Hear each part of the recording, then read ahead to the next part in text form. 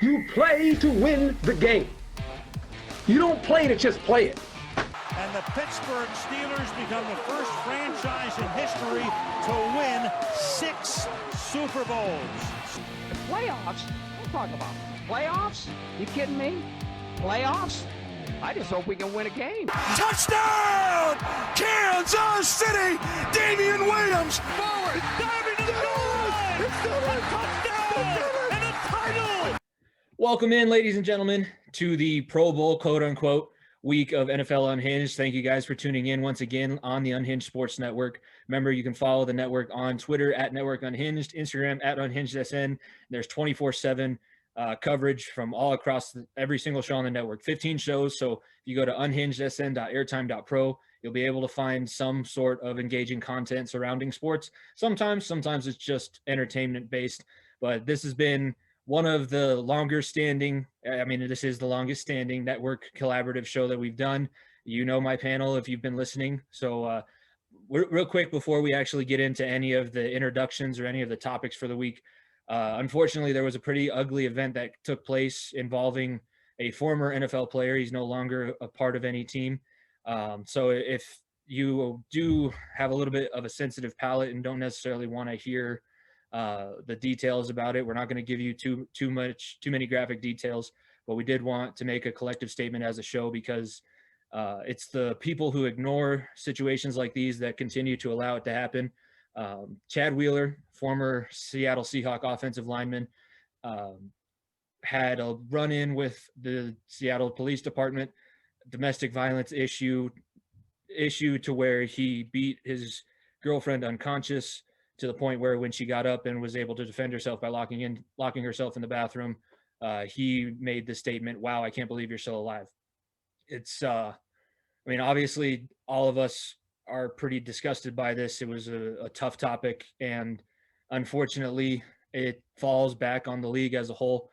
There's tons of great people that play in the NFL. There's tons of great people who have played in the NFL. This is by no means condemning every single player that is in the league, but the league as a whole has failed to address any of the situations in a uniform manner, which then allows for the case-by-case basis to happen, and we continue to see perpetuators of domestic violence, whether it be against partners, children, anything like that. So we are glad that the victim is in a somewhat stable condition, that nothing dire happened to her. Hopefully somehow this situation gets itself figured out. We know that Wheeler's going to have his day in court, and that's what the justice system is based on. So we're not going to trash him too much. I know we all have our own personal feelings towards it. I can feel myself getting a little bit upset just talking about it, having obviously, living with my mom and having a sister around the age that you kind of got to start worrying about that stuff. It's unfortunate, but we just wanted to make a collective statement that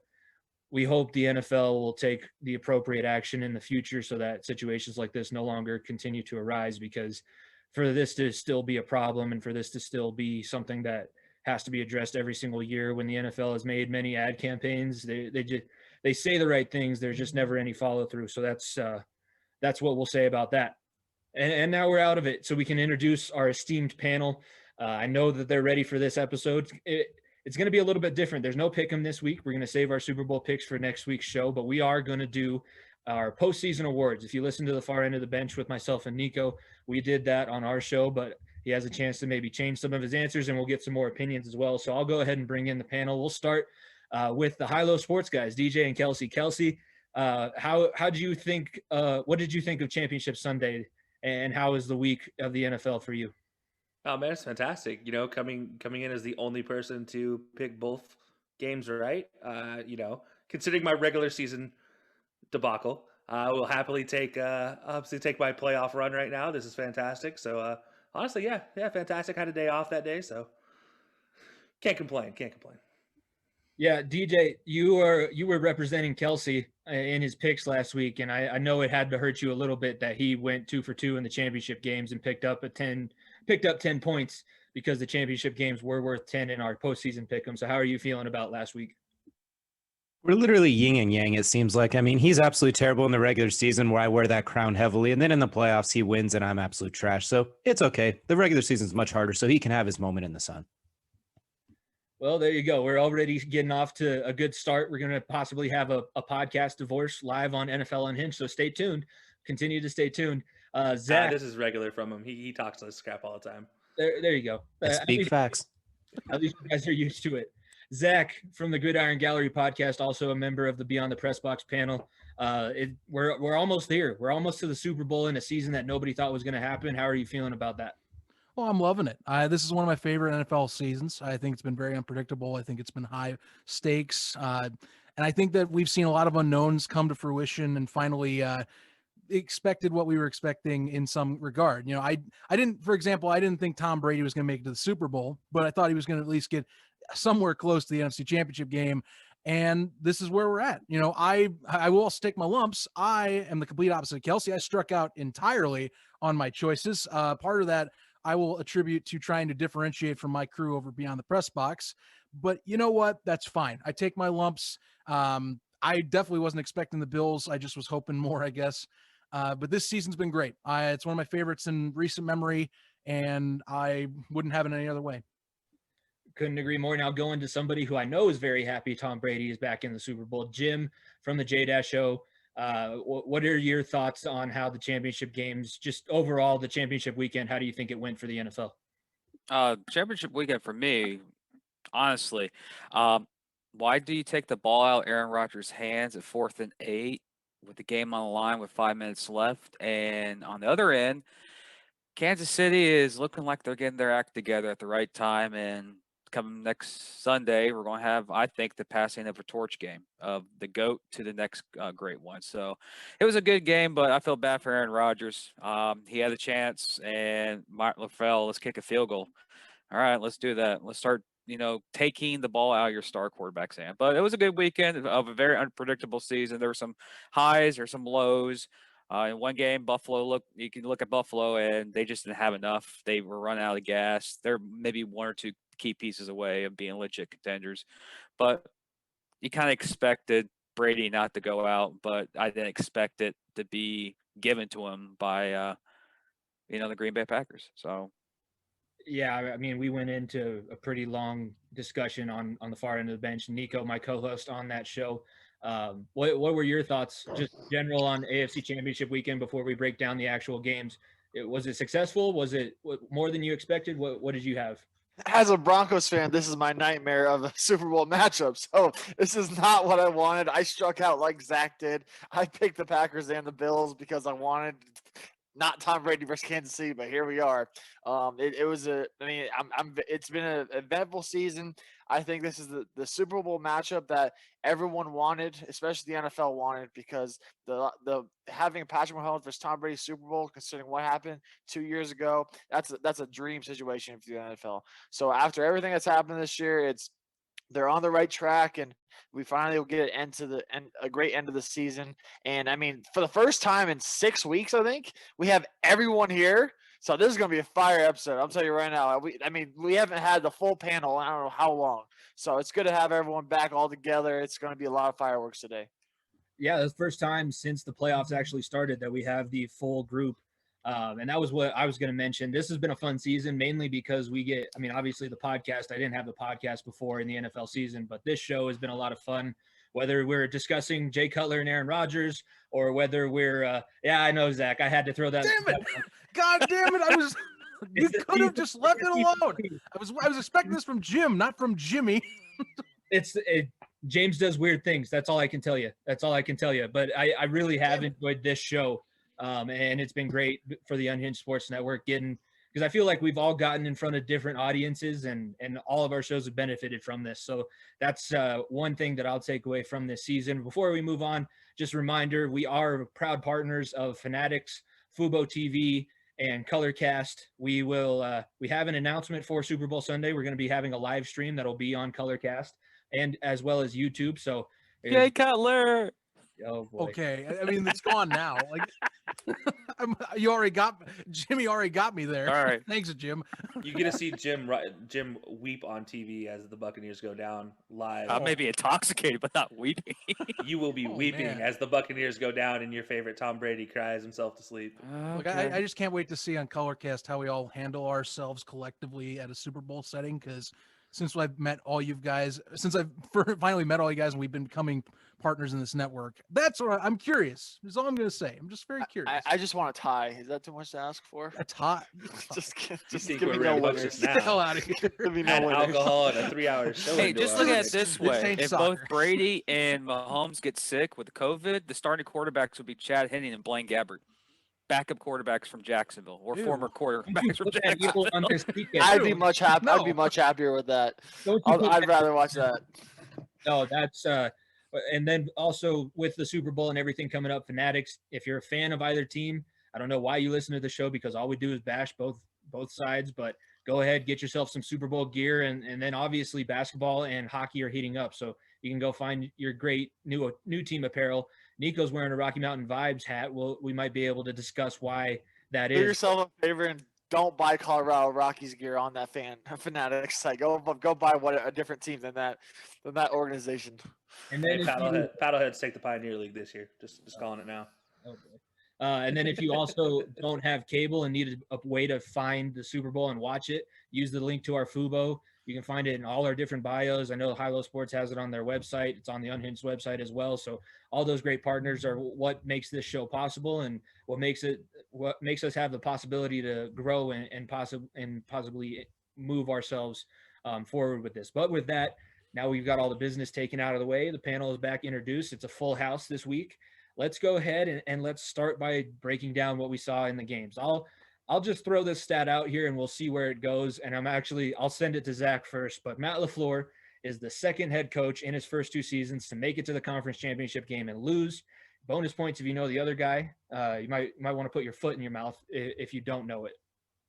Oh, I'm pretty sure it's Jim Harbaugh if I'm Nope. going to go off top.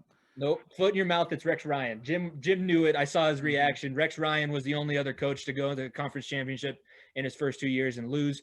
But as a Packers fan, that's right. as a Packers fan, that's got to be kind of fulfilling to see the Packers, or not a Packers fan, as a Bears fan, it's got to be fulfilling to see the Packers lose in that way, where they basically just decided that they were going to roll over and give the ball back to Tom Brady. What did you think of that situation towards the end of the game? Well, look, as a fan, I mean, if that's what I have to get enjoyment out of my seasons is watching the Packers fail to get to the Super Bowl, then sure, why not? I mean, I guess I can take some enjoyment out of that.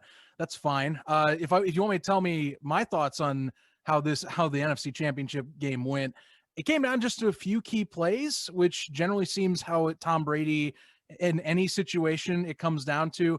I'm not going to even discuss the final penalty that gave the Tampa Bay Bucks a first down, not allowing the Packers to get a chance to run it back, because it was a penalty.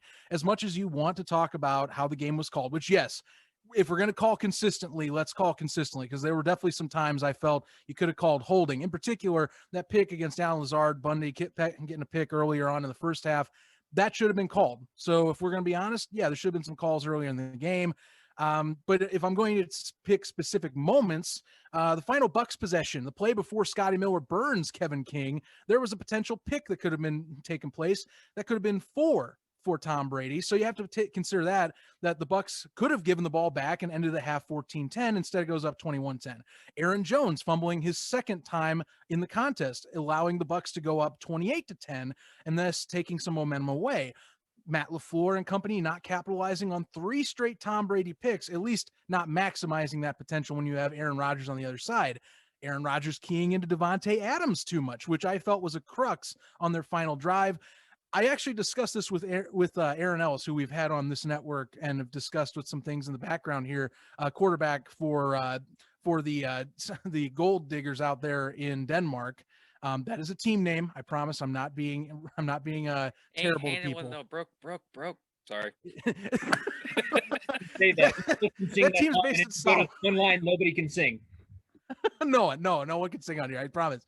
That is not the suburb in Copenhagen, for those wondering. But talked with him. He's like my residential QB expert. He believes, it's situational. You can do hindsight. My take is that Rodgers did this exact same fake out in the divisional round against Leonard Floyd against the LA Rams. So he had room. I think he could have ran it in, but it was kind of a symptom of him keying into Adams, I think, a few times in that contest. One of them being the field goal that they had to take on the goal line earlier in the first half that Alan Lazard was wide open for a slant underneath, and he threw Devontae Adams in double coverage. There are some key moments. Those are the keys, in my opinion. But it seems like every time you play Tom Brady, you have to take advantage of the opportunities that are presented to you. Green Bay just didn't. They had a chance to win this game several times. I felt if they would have just played a little tighter, would have been more on their A game. I think Green Bay's in the Super Bowl right now. They just did not execute the way they were, even in their own house, mind you. Lambeau Field, one of the hardest places to play in the postseason, and you couldn't execute. That's how I always have seen it. They also had the most crowd that any of these guys have played in front of this year. And listening to the mic'd up, it was pretty loud in the stadium. I'll go, we'll stay on the NFC Championship game. And I kind of want to get Jim's thoughts on this because I believe this is the first time that Brady has made it to the Super Bowl having to play wild card weekend without the first round bye. I believe it's the first time in his career, but it's his 10th Super Bowl. Do you think it's his first time playing as a wild card team, not as a divisional champion? There you go. What did you see in this game? Because obviously Brady did his best to try and give it away. He did make some pretty good plays, but what do you think kind of pushed the Bucs past the Packers, other than the Packers maybe ineptitude on the sidelines? Well, the first half, Tom Brady, like I said on my show, that was the GOAT. He was executing. The ball was in perfect placement for any receivers. Then halftime happened. They came back, and all of a sudden, that wasn't the GOAT in the second half. He had 3 terrible turnovers. But at portions of the game, Mike Evans was literally trying to give the Packers a game.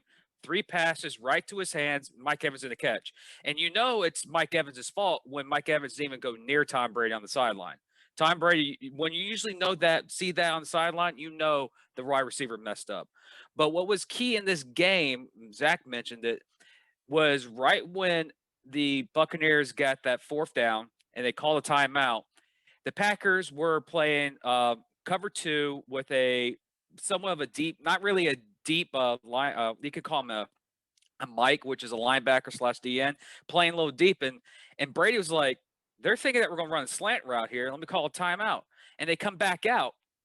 And the Packers go into the same damn defensive formation. And Brady's like, okay, this is it.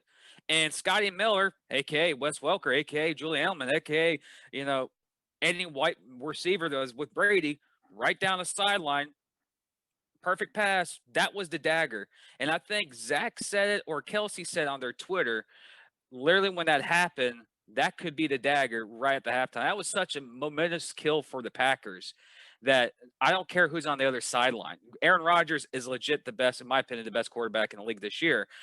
But down 18 points, where the guy on the other side of the field is a guy who's been notoriously has not given up a 18-point deficit in the playoffs, not like you, Atlanta, and actually won a game. But what was key is that the possession before the debacle by Matt LaFleur and the kicking the field goal, the Packers, I think I forgot the defensive back. Brady almost threw an interception and they forced him to the punt. If that was a interception, he was pick 6. That was gone. Now, and before the game, if that ended the first half, if the Buccaneers kicked that, well, I think it was going to be like a 47, 48-yard field goal. If the Packers would have held them to a field goal, that field goal at the end of the game would have won them the game. And me and Carlos were talking about this. Bad coaching has ruined good teams. You can blame Rodgers one way on Packers, but you have to also put the blame on the head coach. Why not go for it? You have the best quarterback in the league, a proven winner in the league, and you know you have the greatest quarterback or one of the best players to ever play the game on the other sideline. That's basically saying, hey, Michael Jordan, here, take some foul shots. You're not going to make it. And you know he's going to make it and ice the game. You don't give a legend a time to finish the game off. And that happened. Now, the pass interference, Twitter was blowing up, so it wasn't a pass interference. LeBron James gets the call. Michael Jordan gets the call. Tom Brady gets the call.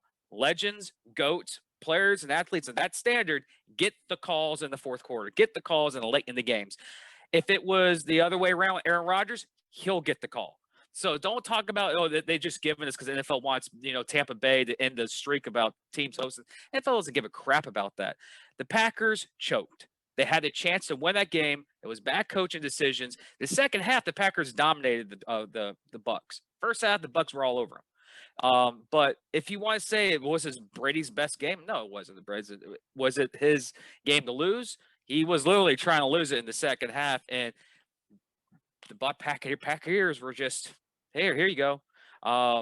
But it's going to be an intriguing game for me as a Brady homer. First half was Brady GOAT. Second half was week 4 Brady, and ironically, week 4 they played against the Green Bay Packers in Tampa. So it was, for me, it's enjoyable. It's pretty cool. And when people say that they can't stand Tom Brady as an individual, as a person, not by his overall character or a player, you don't respect the game. And I know Niko has an opinion about this, but you're looking at greatness. I hated Michael Jordan when he was in the NFL or in the NBA. Hate him with a passion, but I was looking at greatness. And people can't stand him because he's doing this. I just say enjoy it while we last, because pretty soon all the legends that we love today are not going to be playing. So appreciate it. I've never once said that I hate the man's character. Well, I'm not talking about. I'm talking about the player. I know. But, I hated Kobe his whole career, and then now I appreciate his greatness. I'm gonna do the exact same with Tom Brady, but I'm not gonna say I like him at all because I'm a diehard Broncos fan. This is how it is. You've had a rivalry with Brady for 3 or 4 years with Peyton and them, so it was a little heated rivalry between. I despise Denver at that time, and I know you guys despised New England. Well, everyone hates us, so even though we suck this year, everyone still hates us. So it sucks to be in the worst team in the league. Your fan base doesn't make it too hard to hate the New England Patriots. Touche. I agree. No argument on me on that end. Kelcey, I want to talk to you about that end of the first half play, because I know that you were probably thinking the same thing I was. Why was the cornerback not standing at the goal line, making sure that nobody got behind him? Kevin King, he was the guy who got called for the pass interference at the end of the game, but I think he gave up that game at the end of the first half. There's no way that they're going to do, if they run a little out route and kick a field goal, hey, that's not that bad. You gave up a touchdown to go down 21-10. So what were your thoughts about that little sequence there? Yeah, so I actually didn't get to see it live. I was driving home, but DJ texts me as soon as the play happens, and he's like, Kevin King just blew this game. Flat out. That's his only words. After watching back the play, I got home right after halftime, and I got to watch it all back. And oh my God, it's literally a flashback of the way the Jets lost in Oakland or Las Vegas. It's the exact same thing. You don't put Kevin King on an island by himself, especially he's not a great mano-a-mano coverage man. He's never has been, and you saw it when they tried to man him up all night. He got toasted. He's also the guy that Jim mentioned that drop pick in the fourth quarter. That was Kevin King that dropped the pick. And Sullivan, actually, the slot corner, is the guy who dropped the pick before the Scotty Miller play. And Sullivan has also had a poor game as well. So you look at it, and outside of Yair, everybody else on the corners in that cornerback room is not having a fantastic game. But yeah, that was a terrible play. From start to finish, you don't ever play press coverage when it's fourth down, period, and there's less than 10 seconds to go in a half. Don't do it. That's the number one rule. Like, do not play press coverage if there's less than 10 seconds to go in a half, ever. You don't do it. Why would you do that unless you have, 5 players back on the goal line and you're not rushing anybody? You don't do that. It's happened time and time again. We've seen it from every team in the leagues do something stupid like that. And unfortunately, it came in this type of a moment, but we keep talking about these keys to the game and everything. I think the biggest key in this game, Aaron Jones. He fumbles twice and doesn't see the field for the rest of the game.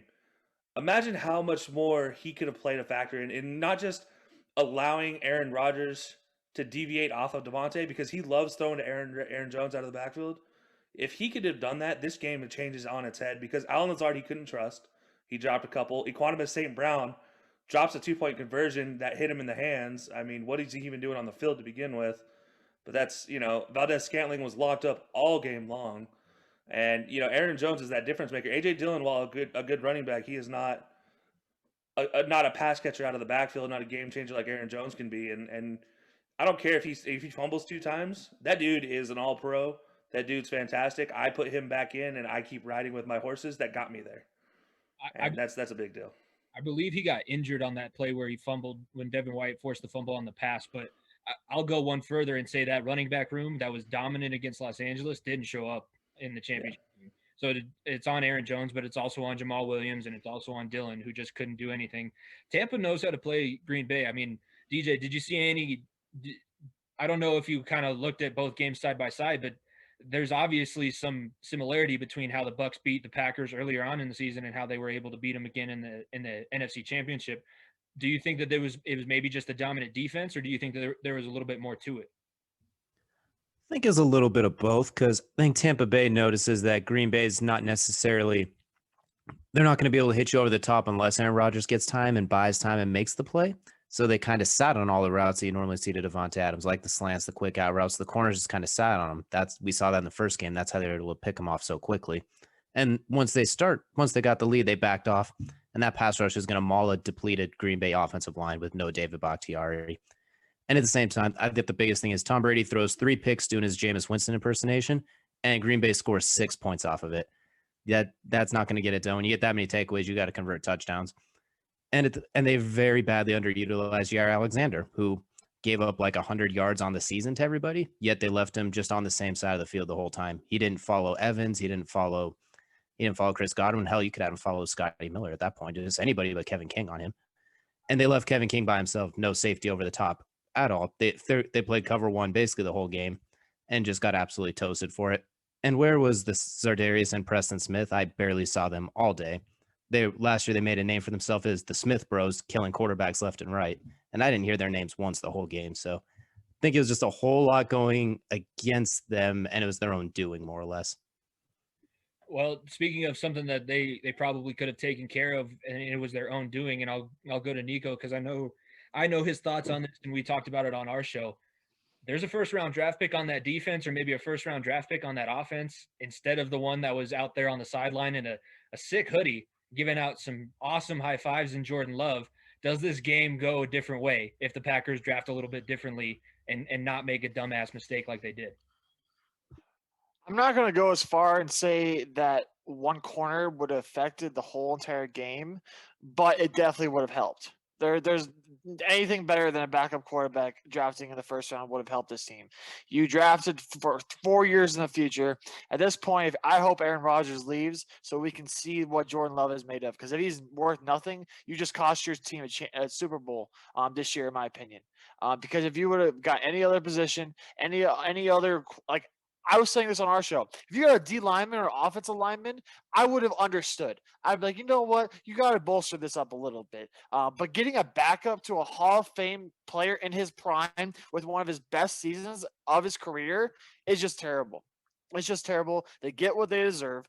Going back to that King play at before the end of the half, DJ hit the nail on the head. No over the top safety help. There were 6 seconds left in the half. The Tampa Bay Bucks were in field goal range. I knew what Kevin King was thinking, really, because you thought the Buccaneers were just looking to get 5 more yards to make this an easier field goal. So I'm not going to take all the blame on Kevin King. He had a terrible game. Don't get me wrong. But over the top safety help on that was nowhere to be seen. That's exactly where that should have been. With 6 seconds left, you either expect them to take a full shot. That's where the safety comes in play. Or you expect just to keep it short and try to get in the middle of the field or get a better field goal position. And Scotty Miller with fantastic double move. Tom Brady knew exactly what was going on. He said, Scotty Miller, you're fast enough. Just hit the double move, go right by him, and then just beat him. And that was fantastic. And that's why Tom Brady is one of the greats, because he sees that, and then the Packers just do not adjust. When I look at this game in whole, the main X factors to me were Levante David and Devin White. What we said last week, over nearly 200 yards rushing from A.J. Dillon, Jamal Williams, Aaron Jones. Aaron Jones obviously looked beat up this week, but they only had 60 yards rushing. There's your problem. The Buccaneers made the Packers as one-dimensional as possible, making them go the outside, obviously making Aaron Rodgers throw the ball a lot is not a bad thing, because Aaron Rodgers is one of the most talented quarterbacks out there. But making a team one-dimensional, that basically ruins the other offensive side, because you play action is gone. The double moves, Antoine Winfield over the top. Many of those corners were having field days on Devontae Adams. They're only letting him get short stuff. They weren't getting long because they didn't respect the run. because they knew up the middle that Aaron Jones, Jamal Williams, and AJ Dillon had no shot getting past Levante David and Devin White. That's just the kudos of this Buccaneers defense.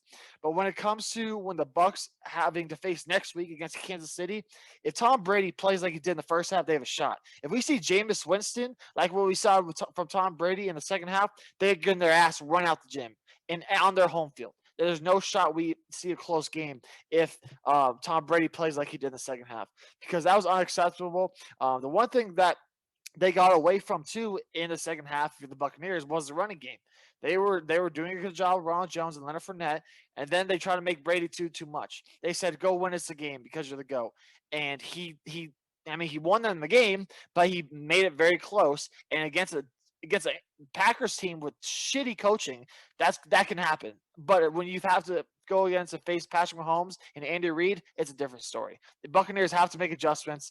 After the game, Tom Brady telling Mike Evans, "This isn't our best game." Well, if you better be riled up and ready to go, because you're going to have your best game against the Chiefs team. Yeah, I'm going to circle this all back and just put the blame solely on Matt LaFleur, going back to that mic'd up again, because LaFleur came into the game saying that they weren't going to run the ball like they did against Los Angeles. So instead of trying to be a man and go head on at something that he knew was going to be difficult, he just decided to go away from it. And Aaron Rodgers is great, but when you got your most dynamic weapon that was open most of the time was Valdez-Scantling, that's not going to do you any good if you don't have some sort of running game. And I think DJ mentioning Bakhtiari not being there, I love Billy Turner. Kudos to him. He was fun to watch. He's a fun run blocker to watch, but he's not a pass blocker. And JPP with 1.5 hands absolutely ate that man's lunch. Vita Vea inside is an absolute force. And then Levante David, Devin White. I think those guys should have got a collective game ball. So there's a lot of bad things that happened in the NFC Championship. Now, and Shaq Barrett. Shout out Shaq Barrett. We can give a little bit of love to Shaq Barrett. I know Nico likes talking about the old Broncos.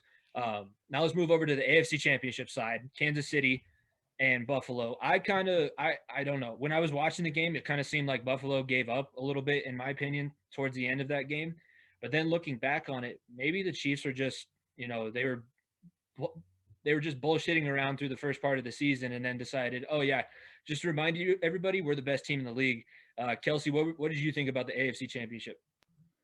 I mean, Patty had something to prove. Look, people were doubting whether Patty would play or not. And people were like, "Oh, how do you get through concussion protocol so fast?" The dude ended up with what, turf toe is what they quote unquote gave him as an injury protocol at the end of the week. And so turf toe makes you almost fall over and yeah, cars. But let's be honest, the dude got knocked out, KO'd during the game last week, and he had something to prove that he is actually that dude still. And he has, like, everybody's doubting him. They're like, "Oh no, they're not going to win this game." He's like, "You know what? Hold my beer. Let me go show you guys why I'm the best quarterback in the league and why I'm fantastic." And he did exactly that. I mean, we saw Patty at his prime, and nothing against Buffalo's defense, but when Patty's at his prime and you're making small mistakes, he's taking advantage of every single one of them. When you can't tackle a receiver in the first try and you're letting his receivers get yards after catch, I mean, good luck. I mean, Mecole Hardman, look at him, has a fantastic game, but he's being coached and led on by Patty Mahomes after that fumble. Patty came straight up to him and said, keep yourself, Travis Kelce, keep being who you are, and immediately makes an impact on the offensive end and then continues to make it. And so this team is fantastic, but nobody needed to give the Chiefs any edge. And for everybody that talked crap about Patty getting injured and saying, "Oh, they're not going to do it this year," good job. You just pissed off the bear. Don't do it. You don't want to do it. And Andy Reid, fantastic job to him. He has a tendency of overcoaching. And this was the most simple game plan he could put out there, and it worked perfectly. Like, Eric Bieniemy talked him down off a cliff, I imagine, of saying, like, we are not going to double pass. We are not doing anything stupid, crazy, because that's what he's always done. That's what Andy Reid does in the championship games. He pulls things out of the hat that you're not expecting, and thankfully he didn't do that, and the Chiefs just ramrodded the Bills. And for the Bills side, this is what happens when you don't have a consistent run game all season. When you rely on Josh Allen to get you a run, get you yardage, you can control zero part of the game. You have zero offensive efficiency at controlling a game because everybody knows you're going to drop back and throw 40-plus times a game. And when you don't drop back and throw, it's going to be a halfback draw or a quarterback keeper, and that's your only two options. And your halfback draw is not going to get you anything. Quarterback keeper might get you 1 yard because Josh Allen falls forward for a yard. But really, this is the Bills need consistency from the run game. Obviously, Zach Moss getting injured going into the playoffs did not help matters because he was coming on. And Devin Singletary, I don't know where you've been all season, but hopefully he comes back ready to play next year. But this Bills team, it was just a step too early for me. I kept saying it all postseason. To me, this was a step too early for the Bills, and it kind of the wheels finally fell off at the end of the day against the Chiefs, against a team that, when you look at it, is just far superior from top to bottom, and that's nothing against the Bills. That's just the Chiefs were built a certain way, and that's to just destroy everything. Yeah, I think Bieniemy, him not having a head coaching job is surprising. I thought that he was going to get picked up, but I think that he played a big role in this game as well. I want to kind of talk about the Chiefs' defense because I think that they were much maligned, especially after what happened 2 years ago. So, Jim, I'll go to you. What did you see from the Chiefs' defense? Was it just the fact that the Bills' offense is so one-dimensional, or do you think that the Chiefs' defense has kind of gotten themselves right after 2 years ago being the team that can score 50 points, but they're going to give up 45? What did you see from that end for Kansas City? They targeted two guys. They targeted Josh Allen and Stephon Diggs, and if you pretty much contain those two guys, you slow down Buffalo's offense. When Josh Allen is 85%, almost 90% of your total offense, you're not going to advance far in the postseason for any team. That's for anybody, any quarterback, that matter. Kansas City did a very good job of keeping what I've noticed. I've watched a couple of YouTube videos that the guys breaking down defense. Kansas City was always shading Stephon Diggs. Kansas City was making Beasley beat him, making TJ Yeldon, making Singletary, trying to make all the other players on that offense to make plays. They didn't. And they said, hey, Stephon, you can have your game. Josh, you can have your game. We're going to make you guys have your game. We're going to shut down everyone else that's related to that offense. And they did that. They shaded Stephon. They moved up a lot of the times in this game. They were like showing that they were doing a double safe and covering, like almost basically triple teaming Diggs, but they were actually bringing one of the safeties up to have at least almost 9 guys in the box to pressure Josh Allen because they knew Josh Allen was going to run the ball. And it was almost, even though the Buffalo got to the 9-0 lead, for me, when they got that 9-0 lead, I'm like, that's nothing.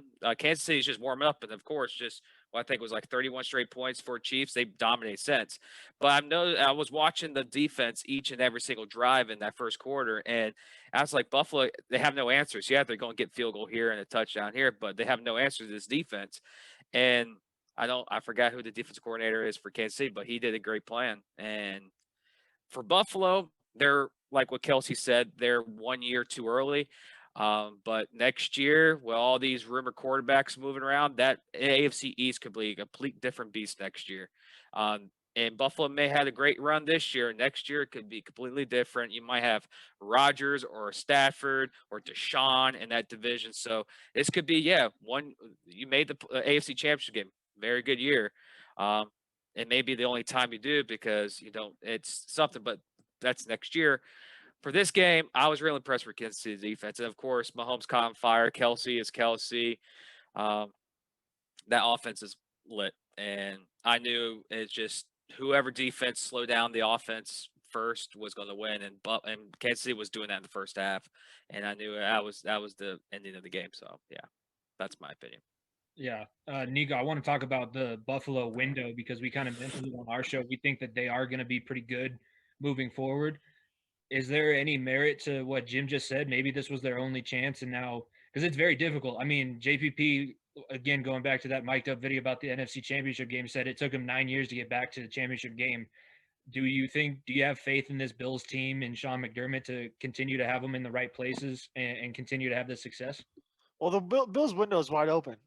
In my opinion, I think this situation for Buffalo is very similar to 2018-2019 Chiefs.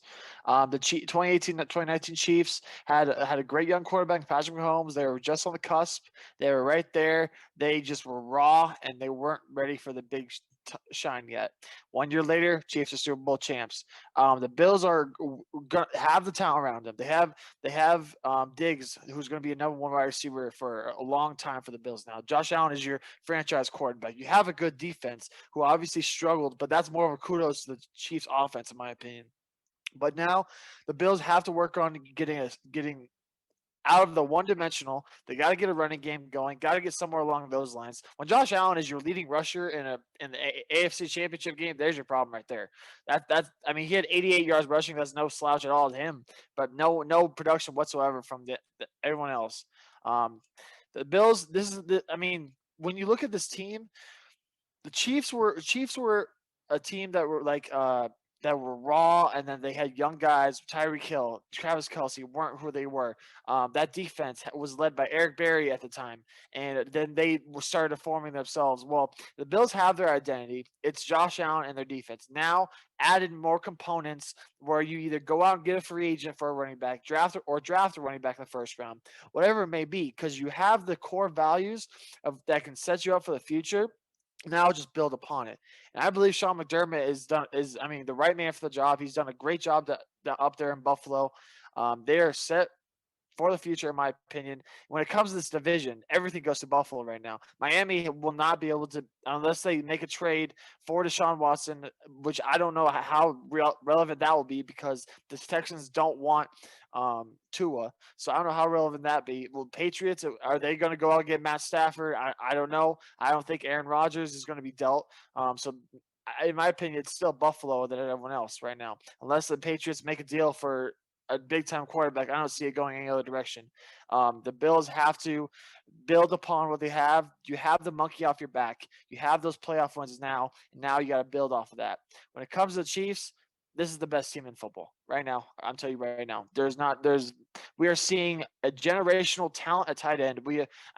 Travis Kelcey is the best. In my opinion, I think when his career is done, will be the best receiving tight end in NFL history, because what he has been able to do, if he is tied together with Patrick Mahomes his whole career, he will break almost every single receiving record by a tight end in NFL history. He's putting outrageous numbers out there. And this Chiefs team, we did not see a good running game from them. We didn't even see that go into play.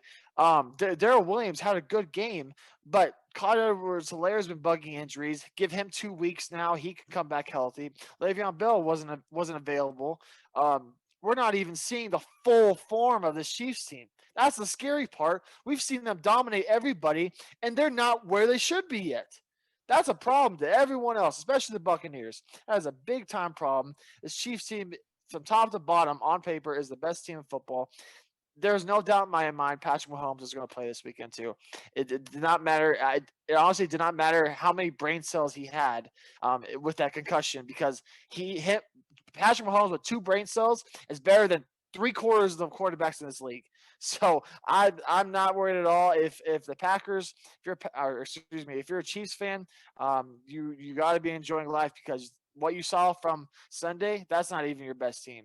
And if you're not even there yet, wait till the Super Bowl comes around, because you could be hitting your full stride in the biggest game of the year. Yeah, I don't think that thank you for quantifying Travis Kelcey being the best receiving tight end, because all he is a fat receiver. I know how much that pisses you off. He's a single patch. He's just too heavy to be considered a receiver. DJ, your biggest storyline coming out of the AFC Championship, what do you think made the biggest headline? Well, pretty much everyone stole every point ever, so I'll make mine really quickly. I think the Bills are pretty close, not too far away. Just a couple pieces, like everyone said. They like a running back, some help on defense. Maybe Aaron Jones. He's a free agent. He looked pretty good in Buffalo. Something along those lines to help Josh Allen out. And then for the Chiefs, I'll just kind of pose a question to everybody. Has there been a better receiving duo in NFL history than Travis Kelcey and Tyreek Hill? They just had almost 300 yards in this game. This season, they were both top 5. Tyreek Hill's the ultimate deep threat. Travis Kelce's the ultimate receiving tight end. He could go down the middle. He could go over the middle, short, check down all over the place. People forget with Alex Smith, he was a check down guy that just runs stick route, gain a few yards afterwards. Now he's destroying safeties up the seam. So do you guys think there's anyone better? Lynn Swann, Dante Stallworth, nice. Reggie Wayne Marvin, nice. But Tyreek Hill and Travis Kelcey present something different. I think they might be the best duo of receiving threats in NFL history, arguably. And they're still under 30. Statistically, they are the only duo to have back-to-back 200 receiving yards combined. I believe they both had 100 receiving yards in the divisional and championship round. So I think statistically that backs up your point. I guess real quickly, everybody want to answer, and then I'll get Zach's thoughts on the AFC Championship game. We'll start with Jim and then go down the line. Are they the best duo ever in your opinion? That's a very they're good right now, but we got some legends in the past that have been great. And one of the duos that really gets never talked about is Isaac Bruce and Torrey Holt for the St. Louis Rams when they went to the Super Bowl. In 99 and 2000 season, they were legit the weapons that Kurt Warner needed. And, let's just forget about them. And they literally put St. Louis on the map until they left and went to L.A. But there's so many. Falk, he was a Hall of Famer. I forgot about the running back. Top 5 running back of all time in the backfield. Let's just skip over him. Yeah, true. Yeah. See, they're literally named the greatest show on turf for a reason. So they're not being forgotten about by anyone. Yeah, but they get overlooked because of the duos that they are as receivers. They're the less outspoken ones. Zach, I'll go to you for this question. Do you think that they're the best duo in the best receiving duo, like DJ said? I think for the intangibles that they provide, whether you get a bit more of a stocky, I know stocky, we're talking tight ends. Kelcey's not that, but he's a fat receiver. I get Thick. it. I get it. Still, when you compare him to Tyreek Hill, though, I mean, it is kind of like that. I've heard this phrase before with Bears running backs, thunder and lightning. They had Jordan Howard and Tariq Cohen take that over, but I see that as a receiving core. You have Kelcey is a little bit more of the muscle. Tyreek Hill is more of the finesse. And I think that of course transitions into one of the better duos. I would say off the top of my head, the two that just come to mind, I would need some more time in my opinion to get a definitive, but the two sets that come to mind, Jerry Rice with Terrell Owens in his earlier years. Or if I'm going to be more of a solid choice, it'll be Randy Moss or Chris Carter. So, those are my picks. Torrey Holt and Isaac Bruce are damn good choice. It's just a shame that the greatest show on turf didn't extend farther into the 2000s, just the way that tenure with the Rams went and how Kurt Warner was so up and downish in after 03. So, I mean, if I'm going to go with any of them, it's going to be those two choices in opinion, just off the cuff. But Hill and Kelcey, I mean, there's a good argument there. And I think it's just for the way you diversify how their intangibles are once they catch the ball and they're into the yak territory. That's why you can make that argument.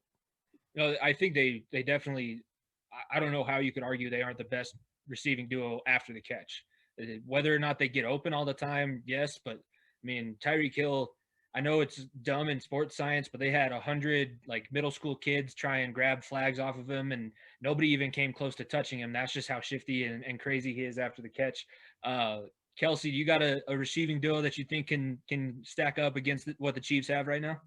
Yeah, I mean, Zach took my two that I could think of as well with Rice and T.O., and then you also, Chris Carter and Randy Moss and with Dante Culpepper throwing the ball, because they did that without a run game, mind you. Their running back was not good. The other one I'm thinking about, there's a couple. They're not as talked about for sure. Chris Chambers, Tim Dwight in the Atlanta Falcons years. It's kind of a throwback, but that was when they it actually ended up in a Super Bowl, the Falcons did. And then also the other one, possibly Michael Irving and Rocket Rahib Ismail with the Cowboys. Those two. I thought you were going to say Harper with Michael Irvin.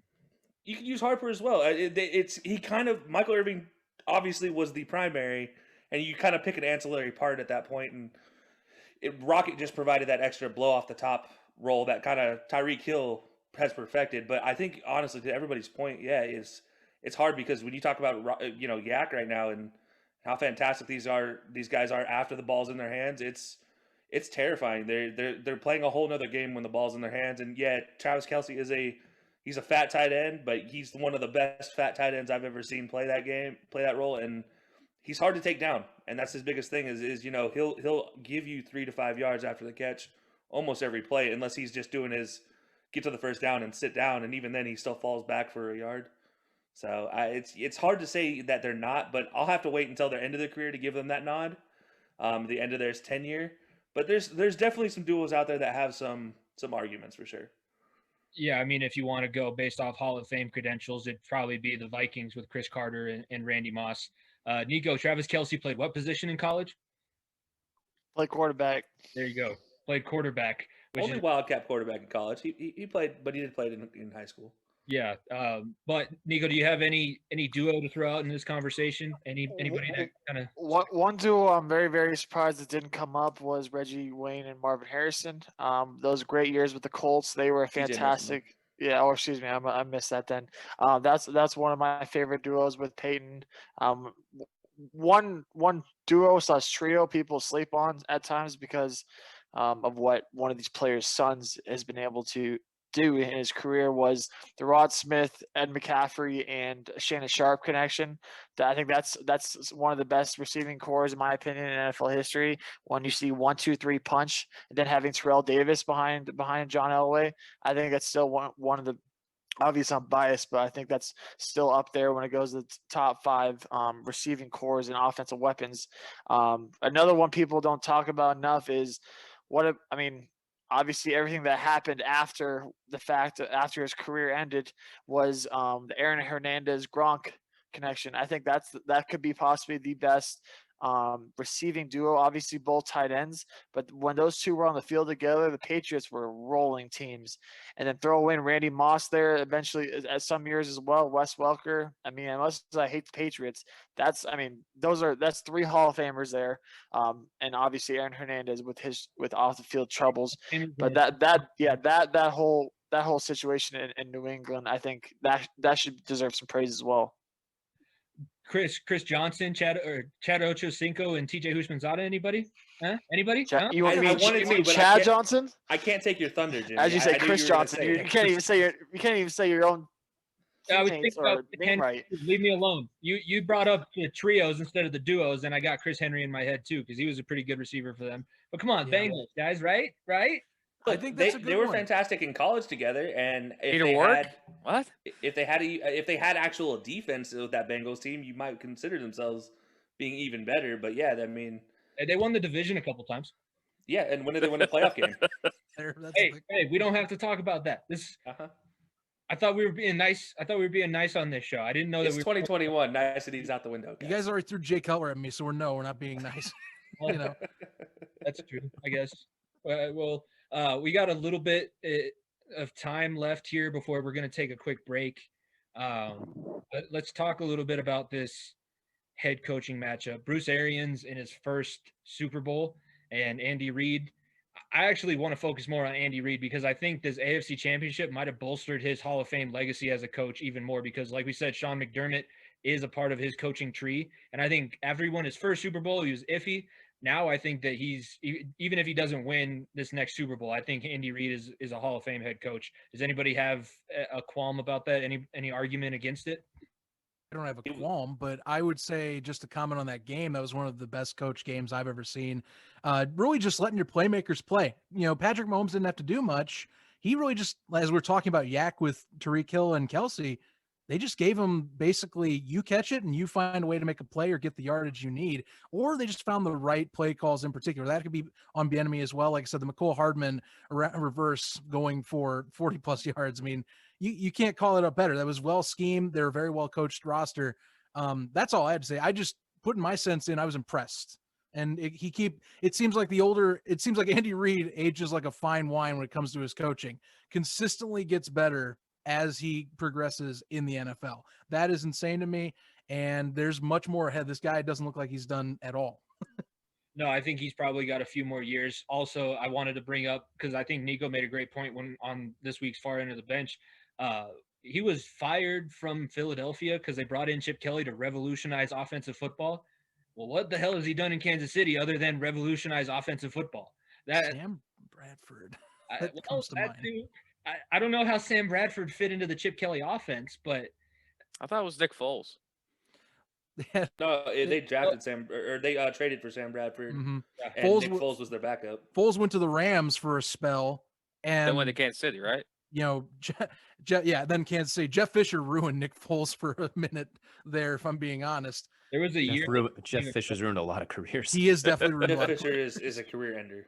Jeff Fisher in talks about possibly being a coach again whether it's God. at the pro No. level or the college level. Who I wants don't to even be trust him 7 and coaching my 9? Madden team. He can get out of here with that shit. Who wants to have Sit- all the talent in the world yet and go, as Jim said, go 7 and 9? 7 and Right. 9. The consistent And your 500. offense is the worst in the league, and your defense is second in the league, but you don't get any turnovers. Well, the NFL's updated the playoff bracket, so he might make the playoffs at 7 and 9 now. It's an 8 seed or a 7 seed. So And to think he was 1 yard away from going to OT in a Super Bowl at one point, that to me that's the part that gets me. That's Steve McNair's greatness that's never talked Well, about. yes, That's what and that is. absolutely. Steve McNair having Eddie George on that roster, don't remind me about that. Frank Wycheck, one of the most Mhm. underrated actual tight Yep. ends in the world. Thank you. He Is actually it a blocks. miracle? Oh, I get it. Hey, review wasn't a thing at the time. Doesn't matter. I don't know. A 3-yard pass on the kickoff. Okay. I think that the best clip that we've gotten out of a Hard Knocks series was when they were doing the Los Angeles Rams with Jeff Fisher as the head coach. Everybody's saying we're going to go 7 and 9. I'm not going fucking 7 and 9 anymore. And they went 7 and 9 that year. It was absolutely I terrible. love it. It's just one of those times where like you can't write this shit any better. That's the good part about reality TV. Every now and then things just align, and Jeff Fisher's destined to be 7 and 9 as a head coach until I think he ever stops until he retires. So there's plenty of head coaching stuff to talk about. We'll probably have an off season, at least 1 or 2 off season episodes of this show to get all the talk about those rumors. We'll take a quick break here. You're listening to NFL Unhinged on the Unhinged Sports Network. When we come back, we will do our NFL Unhinged postseason awards. And a little reminder, because we are partnered with Colorcast. This next portion will be live on the Colorcast app. So if you missed it, be sure to download it because everybody's going to start going live on the Unhinged block on the Colorcast app. But don't go anywhere. You're listening to NFL Unhinged on the Unhinged Sports Network. Welcome back in, ladies and gentlemen, to NFL Unhinged, and we are about to start something that we haven't done all year. No games to pick this week. We're going to save our Super Bowl predictions for next week's episode, but we do have a fun little segment here, and we are also live on the Colorcast app, so be sure to download that app on iOS because it's a great way for, if you think that you can be a better commentator than the professional guys or just want to talk about whatever, you can go ahead and download the app and go live on the mic and see if you can hold your own. But we have our NFL Unhinged postseason awards coming up right now. Tons of categories, so we're going to get right into it because we're going to have to basically take all the rest of the time that we have to get it going. We'll start off. I believe the first category that I sent out was overall MVP. It's a little bit different than offensive player of the year just because this one could be a defensive player. I know it's an offensive game, so I'm not sure if we'll have any of those. But I'll go ahead since Niko and I did this on our show. I'll start with him and have you be the first one. So who did you stay with your pick or who's your overall MVP of the season? Yeah, I'm gonna stick with most of my picks. I have a few different ones here and there, but for this one, I have Aaron Rodgers 100%. This is it was a 2-minute. It was, I mean, at the beginning of the year, we thought we were all over the place for MVP. We thought it was Russell Wilson. We thought it could have been Patrick Mahomes. Thought it could have been it was Josh Allen at spurts. But if I look at one quarterback or one player that has been night in and night out every single Sunday, been the best quarterback on the field whenever he's playing, and that's Aaron Rodgers. He has been an outstanding year. He deserves better than Green Bay because Green Bay, what a shitstorm that is. But the Packers are just a rough organization right now, and Aaron Rodgers is the one bright spot. It's just a revolving door of him and the NFC Championship and losing, unfortunately. Maybe if he can get some help around him, life would be better. But Aaron Rodgers, with the talent he had around him, boy, is it hard to pick against him for MVP. Yeah, I think that makes a pretty good argument for him, and I'll be interested to see how many repeats we have on this list. I'll go down now to DJ. Who is your overall MVP for the 2020 NFL season? Well, I hate to sound like a broken record here, but I feel like it's Aaron Rodgers considering he had a top 5, 6, 7 quarterback season of all time. I mean, nearly 50 touchdowns, less than 10 picks, he was fantastic. I'm going to stick with Aaron Rodgers as well, too, even though it's easy to change it at this point after last week's game. I'm going to stick with Aaron Rodgers still. All right. Kelcey, do you agree with your podcast partner or are you going a different direction? Look, I've said my fair share about Aaron Rodgers this season, for better and for worse. I still catch heat for it to this day. But, to pick against him in this season is absolutely asinine. He is pure above and all. He is the MVP this season, and there's no ifs, ands, or buts about it in my mind. Nobody's done enough without turning the ball over equally as many times to be considered the MVP. And then in classic Aaron Rodgers fashion, he decides in the most calculated way possible to end his season taking a shot at the organization who decided to draft his backup a little too soon. And that was the most fantastic post-game interview. And now it's got all of us talking about, will he still be there? He'll still be a Packer. He'll end a Packer. But yeah, I think that's the most Aaron Rodgers thing to do. And good on him for getting an MVP this year. Yeah, I think that the only people really disappointed, even more than the fans, are the NFL and State Farm, because the Super Bowl commercials we could have had if it was Patrick Mahomes versus Aaron Rodgers with the two faces of that partnership. Jim, I hope that you have a different MVP. It might be the same. Who'd you put down for this category? He's the best quarterback in the Bay. He did it all year, proving doubters wrong. You know who I'm going with. He gives you the Rodgers rate. Aaron Rodgers is the MVP this year. Yeah, he had a great year all year. I've said it before, the first segment. I was trying to, toy with you with the swerve. I'm not going to pick Tom Brady. Aaron Rodgers was the best quarterback this year. But I don't think he's in Green Bay next year. So there's my little 2 cents. So Aaron Rodgers, MVP. I thought we were going 6 Shades of Brady again. Please maybe in 2 weeks. Please don't. I don't want to vomit all over my basement floor. Zach, you're the last one for this category. Overall MVP for the first annual NFL Unhinged Postseason Awards. Yeah, and to comment on that quote beforehand, not like I was already vomiting on the floor watching Aaron Rodgers play Tom Brady in the NFC Championship game. Not like I have that issue. By the way, though, I'm going to continue the discount double check train because I want the real deal. Aaron Rodgers is going to be my MVP. And yes, I did do 2 puns on State Farm commercials there. I'm okay with that. Look, Aaron Rodgers has taken it to another level. I actually kind of am laughing how the season ended because not only do you screw the Packers with him getting an MVP, but you also now, as the Packers organization, me as a Bears fan in particular, realize they just wasted a first-round draft pick on a guy that probably could still be sitting for another 3 years if you think about it that way. At the least, it was Rodgers' revenge tour this year, and he came out to play. And I think a lot of us expected this. He overperformed and oversold us a lot, I would say. Maybe the only thing I would knock him is, he should have ran it in. That's my personal opinion, but he's my MVP. I don't know how they can justify having a first-round pick that wasn't even suited up or activated to play in the NFC Championship game. If he truly is going to be your backup quarterback moving forward, I don't know. I'd like to see how they're going to spin that. But then again, there's no owner that has to stand up there and take it. The owner's the fans over there in Green Bay. So could you imagine if Jordan Love pulls a Rodgers and goes, you need to trade him or you need to start me? Like after he's doing all these high fives with that sweatshirt on the sideline. It's a nice sweatshirt. Like I said, it was a cool sweatshirt and those high fives, perfect form, nice wrist flexion. I'm sure I couldn't hear it because they don't have mics. He wasn't mic'd up, weirdly enough, because he wasn't playing. But yeah, they learned their lesson after the Nick game. What? There's no mics on the field anymore on the sidelines. They learned their lesson after the Nickelodeon game. That's probably true. I could definitely see that as well. The children, not the children. The damn Bears, man. What the? I'm not gonna say it there. I'll say it. What the fuck?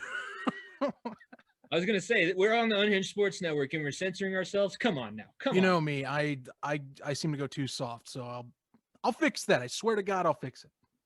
All right, everybody has Aaron Rodgers, not Patrick Mahomes, Aaron Rodgers as the overall MVP. Now, the next category I have written down here, Offensive Player of the Year. Now, it could be the same guy that everybody chose for MVP. Hopefully, people decided to put a little bit of parity in their list. Zach, I'll go right back to you. Who do you have as your Offensive Player of the Year? Well, funny enough, I do have parity in this. I am not choosing Rodgers for the Offensive Player of the Year. I am going with Derrick Henry for the simple fact that he was the primary offense for the Tennessee Titans. That entire offense was run through him, first off, which the Titans, by the way, one of the highest scoring teams in the NFL this past season. He also is one of 8 exclusive members in the 2,000-yard rushing club, was a dominant offensive presence when, of course, running and pounding the rock. Actually progressed as a pass catcher, if I want to just throw that in there. But overall, this guy was the offense for an entire team. Offensive Player of the Year, you have to give to somebody that basically is running that entire offense. I could see other arguments for others that I imagine will come up on this, but it is hard for me to not look at Derrick Henry and say, dang, if I wanted to find someone that was offensively charging a team, it's Derrick Henry. Also got Arthur Smith, a hell of a job out in Atlanta.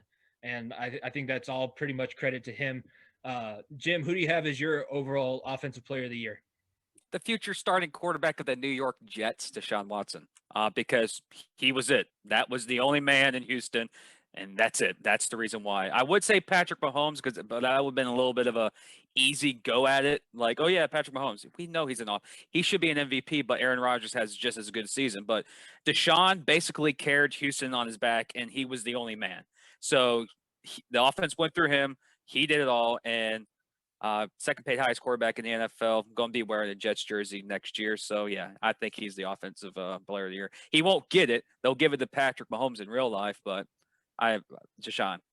Yeah, that's actually who I picked when we were doing this on the far end of the bench show. Just almost throwing for 5,000 yards when your best receiver out with steroids after week 5. That's just something that I don't think we'll ever see again.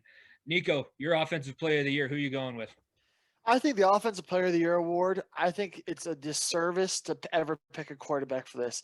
I think this is an award that should be won by a receiver, running back, or tight end. When it comes to MVP, quarterbacks are always number one on the list. It's the quarterback. It's basically MVP is who is the best quarterback of the year. Let's be honest. It has been like that for so many years. It's unfortunate. That's how it is. That's just the way we live in. So when it comes to Offensive Player of the Year, I think it should go to someone else. And so in my opinion here, I'm going to go back to this guy. We talked about him a lot today. Is Travis Kelcey. He led the league in receiving yards as a tight end at one point. If it weren't for Stephon Diggs last week of the year, he would have literally had the most receptions or receiving yards by tight end. Like that's ridiculous in my opinion. What he did night in, night out, having 2 games, maybe 3 games where he had 3 touchdowns and over 150 yards. That's unheard of from a tight end this day of age. So give me Travis Kelcey from my offensive player of the year. There's a lot of great candidates here. I just think this award should never go to a quarterback because the MVP award is normally given to a quarterback. That's all. Yeah, I mean, I don't disagree with that statement. Obviously, I'm a fan of just offensive football in general, not just the quarterbacks. If you're listening on Colorcast and you have your own opinion, be sure to comment because I'm sure that a lot of people aren't going to agree with some of the people that we do pick. DJ, offensive player of the year, who did you pick for this category? Well, I'm happy I didn't pick a quarterback now, having to follow that up. If I did, I'd be getting roasted here. But in a similar vein, I picked Stephon Diggs because he led the league in receiving yards, led it in receptions, goes to Buffalo, and Josh Allen, who's known as an erratic mess, ups his completion percentage by 20%. Touchdowns goes from like 20 to 40. Cole Beasley has his best season of his career next to him. Dawson Knox is actually a tight end now that Stephon Diggs is there. Their running game is non-existent, so I think Stephon Diggs not only led in all the receiving categories, but he transformed that offense to where they were on the cusp of a Super Bowl until they ran into a buzzsaw. So I'm going to go with Stephon Diggs just in a similar vein to what Zach said about Derrick Henry running the offense and it not being a quarterback. So I'll take Diggs in this one. Kelcey, you're the last one for this category. Did you go with a quarterback or who's your offensive player of the year? Yeah, no, actually, I feel like Niko on this one. Honestly, if you give it to a quarterback, you're kind of copping out. It's like Heisman Trophy winners in college. It's always going to be a quarterback first when you look at the MVP award. And, you got to give guys credit when they have a fantastic year. And honestly, I don't mind the Travis Kelcey pick. I like the Stephon Diggs pick. But I got to go with Zach on this one and give it to Derrick Henry. Yeah, buddy. The dude's a monster. I mean, and we talk about the game plan for Tennessee week in and week out, and it's literally give Derrick Henry the ball, you won't lose. And when they don't give Derrick Henry the ball a lot, they lose. You can't, you look at that. A.J. Brown had a fantastic season playing off of the handoffs to Derrick Henry.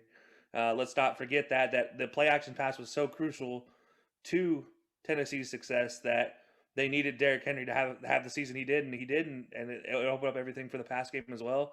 Allowed Ryan Tannehill to have a fantastic season. But, yeah, it's a shame when you look at the All-Pro awards and things that there wasn't more love given to this Tennessee Titans offensive line, considering how much Derrick Henry did. But when you're rotating 7-8 guys throughout the season, it kind of makes sense. So, and with that, Derrick Henry going through 7 or 8 offensive linemen and still having the season he had, you got to give it to him. Derrick Henry is his own offensive lineman. You see how he's built. So that man is an offensive lineman. Yeah, he has the close face mask for a reason, and so that way everybody can see his smile when he runs into small linemen. Yeah, I think I'll go with the Ryan Tannehill was the Mike Winchell. If you're a Friday Night Lights fan, you'll love that reference. All you got to do is exist between the snap and the 2 seconds between you handing Derek the ball, and that's it. I don't mind Derrick Henry being the offensive player of the year. There's a good chance that maybe he does end up winning it. But let's move on now. Defensive player of the year, Niko. Or actually, I'll go to Jim first on this one. I'll give Niko a second for a break. Jim, who do you have for your defensive player of the year? My defensive player of the year is the face of this organization, and I think he's going to be one of the best defensive ends in all of the NFL here in about 3 years. He's a rookie. His name is Chase Young. So he's the face of Washington. He carried the back of Washington's defense to make a playoff team. And he's going to take about a couple of awards this year, I think. And he's just a freaking beast. 7.5 sacks, 41 tackles, 3 forced fumbles, 1 touchdown. That's impressive for a rookie. And he demanded respect by offensive linemen. So usually you come in the league, start popping like he did, you're going to be good. So Chase Young, in my opinion. All right, Niko, I'll let you follow that one up. Who's your defensive player of the year? Your mic's away from your face. I picked a little bit different. I picked a little different from our show, but I'm gonna go with the consensus pick of the guy who's the best defensive player in the game, night in and night out. It doesn't matter who he plays against. That pick by Jim, Chase Young pick, I think it's a great futures pick. I think a year, 2 years from now, Chase Young will be the best defensive player in the game. But right now, it's Aaron Donald. There's no doubt in my mind it's Aaron Donald. He basically puts the whole Rams defense on his back. He makes that defense it's full with him and Jalen Ramsey leading the charge. The Rams were a playoff team when they had no business being that, and upsetting the Seahawks in the first round on the road. Part of that was due to Aaron Donald. I mean, the dude was literally playing with a fractured tibia, or I believe, or something in his shoulder, against the Packers, and he was literally still willing his way into Aaron Rodgers' face and making his day hell. So Aaron Donald is my defense player of the year. He can win it every year. My other pick that I had while we did our show was Myles Garrett, because he's a great up and comer, but I think it's still Aaron Donald. All right, Zach, I'll let you respond to that one. I'm interested to see what position you went with here for defensive player of the year. By the way, Jim, you're getting roasted on Colorcast for your pick of Chase Young. Oh, tough shit. I know that you don't care. I just wanted to throw that out there. Continue to roast him if you want. He doesn't really give a shit. Thank you for listening to the UnHinged Sports Network. There you go. Technically didn't even lead his own team in sacks. Just throwing that out there. Just adding to the hate. Still, he's a beast. No doubting that. Just saying. All right, let's get to He was Zach. built in a laboratory. Let's get to Zach, defensive player of the year. You're killing me, DJ. I love it.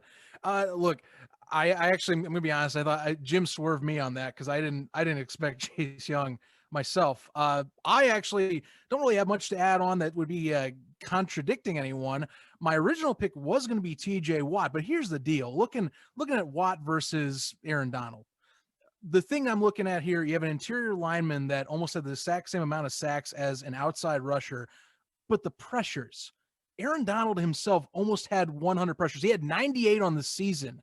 Interior lineman, that is. Now, credit, I mean, 73 alone from TJ Watt. If we're just talking pass rushing statistics, that's pretty damn good. But 98 pressures, and you're given a chance at Leonard Floyd, who, by the way, on Chicago was kind of left Chicago as a wasted first-round draft pick, and gets double-digit sacks for the first time in his career, partially probably because Aaron Donald's blowing up the middle all the damn time, and you have to double-team him. You know, I agree with Niko. It's almost a perennial defensive player of the year at this point when it comes to how he has performed in his prime. I don't see a way of looking away from it. Watt makes a good argument if I were to say an alternative, but I got to go with Donald, man. I mean, the stats to me don't lie, and the motor he has doesn't lie either. Yeah, I think I would say that Aaron Donald's been the best overall player in the league for the past few years. Just obviously I'm a little bit biased because I was a lineman as well. Kelcey, I'll go to you next. Who's your defensive player of the year? I'm glad Zach and Niko brought the sanity to this conversation, because Jim over there picking a pick for 5 years from now. The dude never even faced double teams, really. Nobody even bothered to double team him because he only took half the plays off. I mean, geez. Aaron Donald faced double teams. He faced triple teams. He faced literally quadruple teams if they could have. I mean, at this point in time, if there's a person they could chip off Aaron Donald, they did. That's everything Zach said, everything Niko said. I can't say it anymore. The dude is freakish. He's a type of player you can't teach a young player to be like because of how freakish of an athlete he is. As much as as a coach, you'd love to be like, this is how you play defensive line. You literally can't teach it because he's just so natural at it. It's a gift at how good he is breaking through a line, how quick his hands are, how quick his jump step is. He does something that running backs do getting through the line, and that's a jump step that you don't see defensive linemen do. You've never seen a defensive lineman do it because none of them have ever been quick of feet enough to do it. You're coached not to do that. Yeah, exactly. Yeah, you're coached not to leave your feet because you'll get knocked on your ass 9 times out of 10. But Aaron Donald has the hand strength to keep everybody in front of him, keep him off of his body. And when he does let him get on his body, he's quick enough and slippery enough to contort his body to get through. And he'll make tackles one-fingered if he has the opportunity to. I mean, literally, the dude is absolutely fantastic. He's a freak of nature. I'd honest to God, I wish the Cowboys had never drafted him, had the opportunity to draft him. But yeah, he's a player I will forever I will watch and be in awe of. As a former lineman, I try to think of ways to block him, and there's literally not a single way you can solo block this man unless he lets you. Like, that's a fact of the matter. And it's something that, because of Aaron Donald, they have an offensive lineman camp in the off season on how to try to block guys like Aaron Donald. Like, it's an actual, like, they get together in a convention center and have a whole offensive lineman camp about how to try to block a guy like Aaron Donald. And that's just, you can't be that good at a position and not basically have this award named after you at a certain point in time. And he's at that point right now where you can just kind of give this to him every year if you really want to. Yeah, I'll shamelessly plug one of the other collaborative shows I'm on the Unhinged Sports Network, Two for Chirping. They were talking about Gretzky, great player, but sometimes when you're that great of a player, it doesn't translate. And it goes to your point.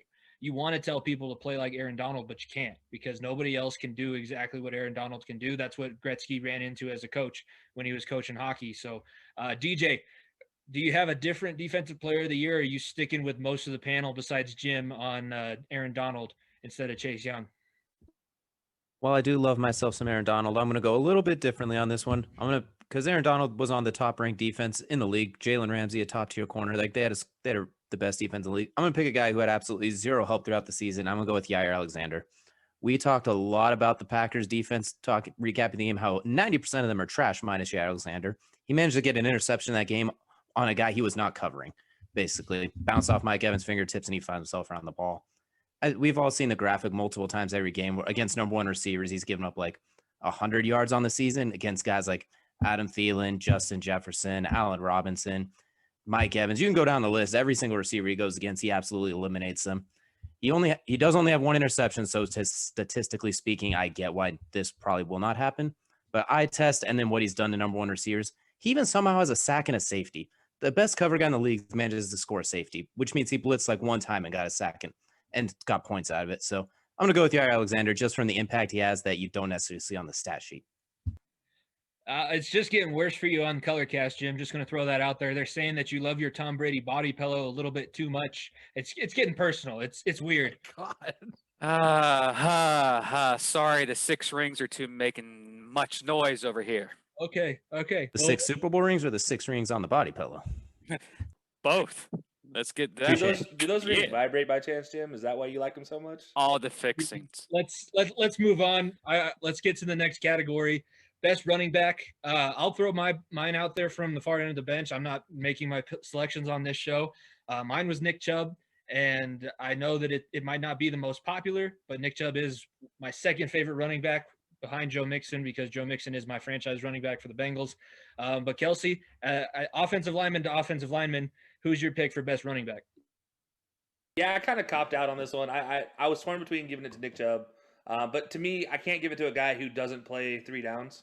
As you know, if I give it to him, I also have to give it to Kareem Hunt, and that's just it's not fair to either of them. So in kind of keeping form with my offensive player of the year, I went Derrick Henry, just because of exactly what it's hard not to pick him in this case. Normally, I like to pick the best running back different from the offensive player of the year because we already obviously gave him his award. But yeah, in this case, I can't do it. It's Derrick Henry, hands down. for everything we said for Offensive Player of the Year, that's why he's the best running back again. Yeah, I agree with what you're saying. I don't know why Cleveland doesn't let him play 3 downs, because he is a lot better out of the backfield than what he was in his first year. And the 2 biggest plays he made in the playoffs were screen passes. So it's a little bit interesting there. I get it. I honestly get it he's still young and he's had injury problems, and you're kind of trying to work his way up. I mean, he's been in the league for 4 years now is what he's going to be going on. He'll be on his 3rd year.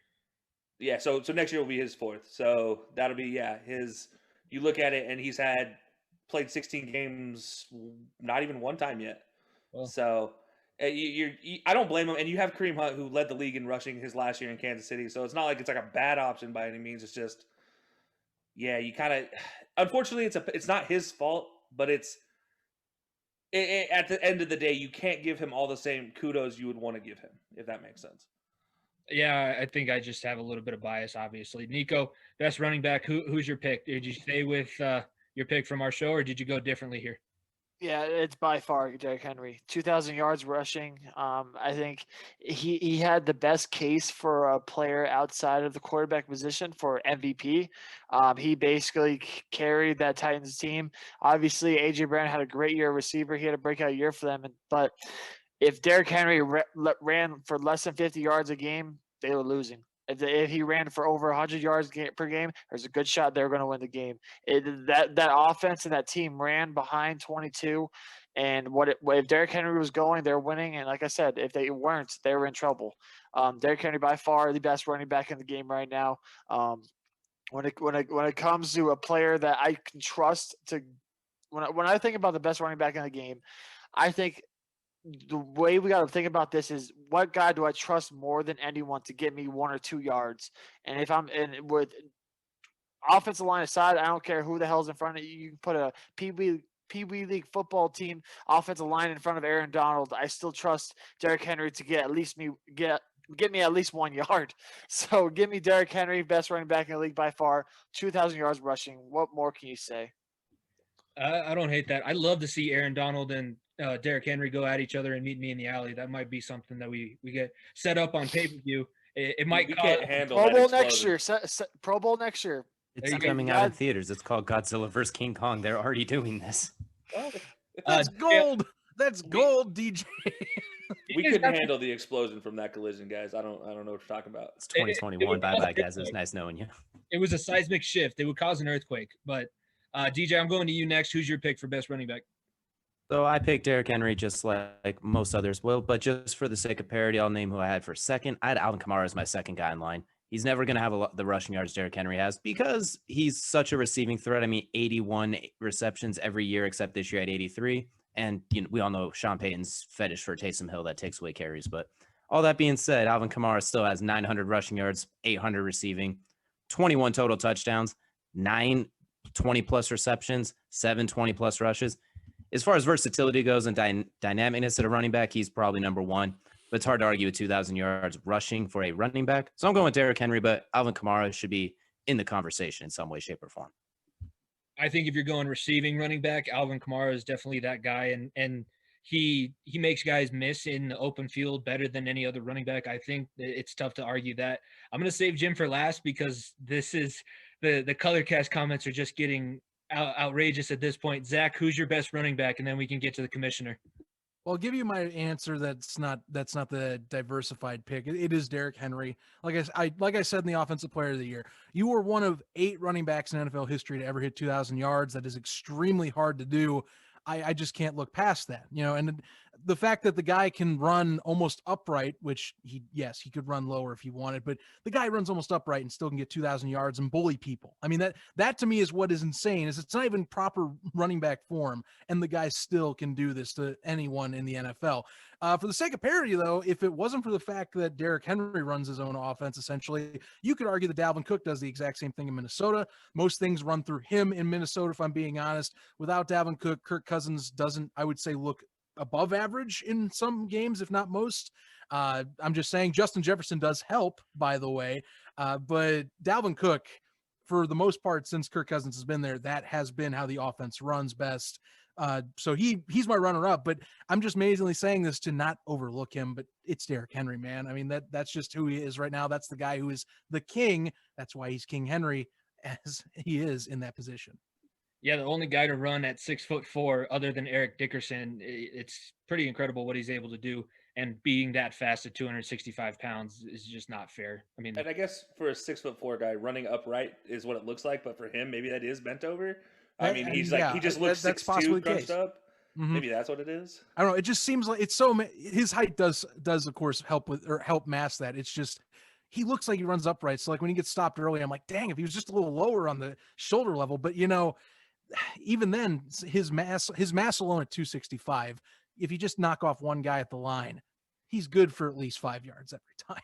Have you seen how thick his braid is? That thing is what's weighing him down. It's hard to lean forward and get low, and that thing is pulling you backwards. It's there an anvil. go. That is bigger than most defensive backs trying to tackle him. DJ, you solved it. I think you solved it.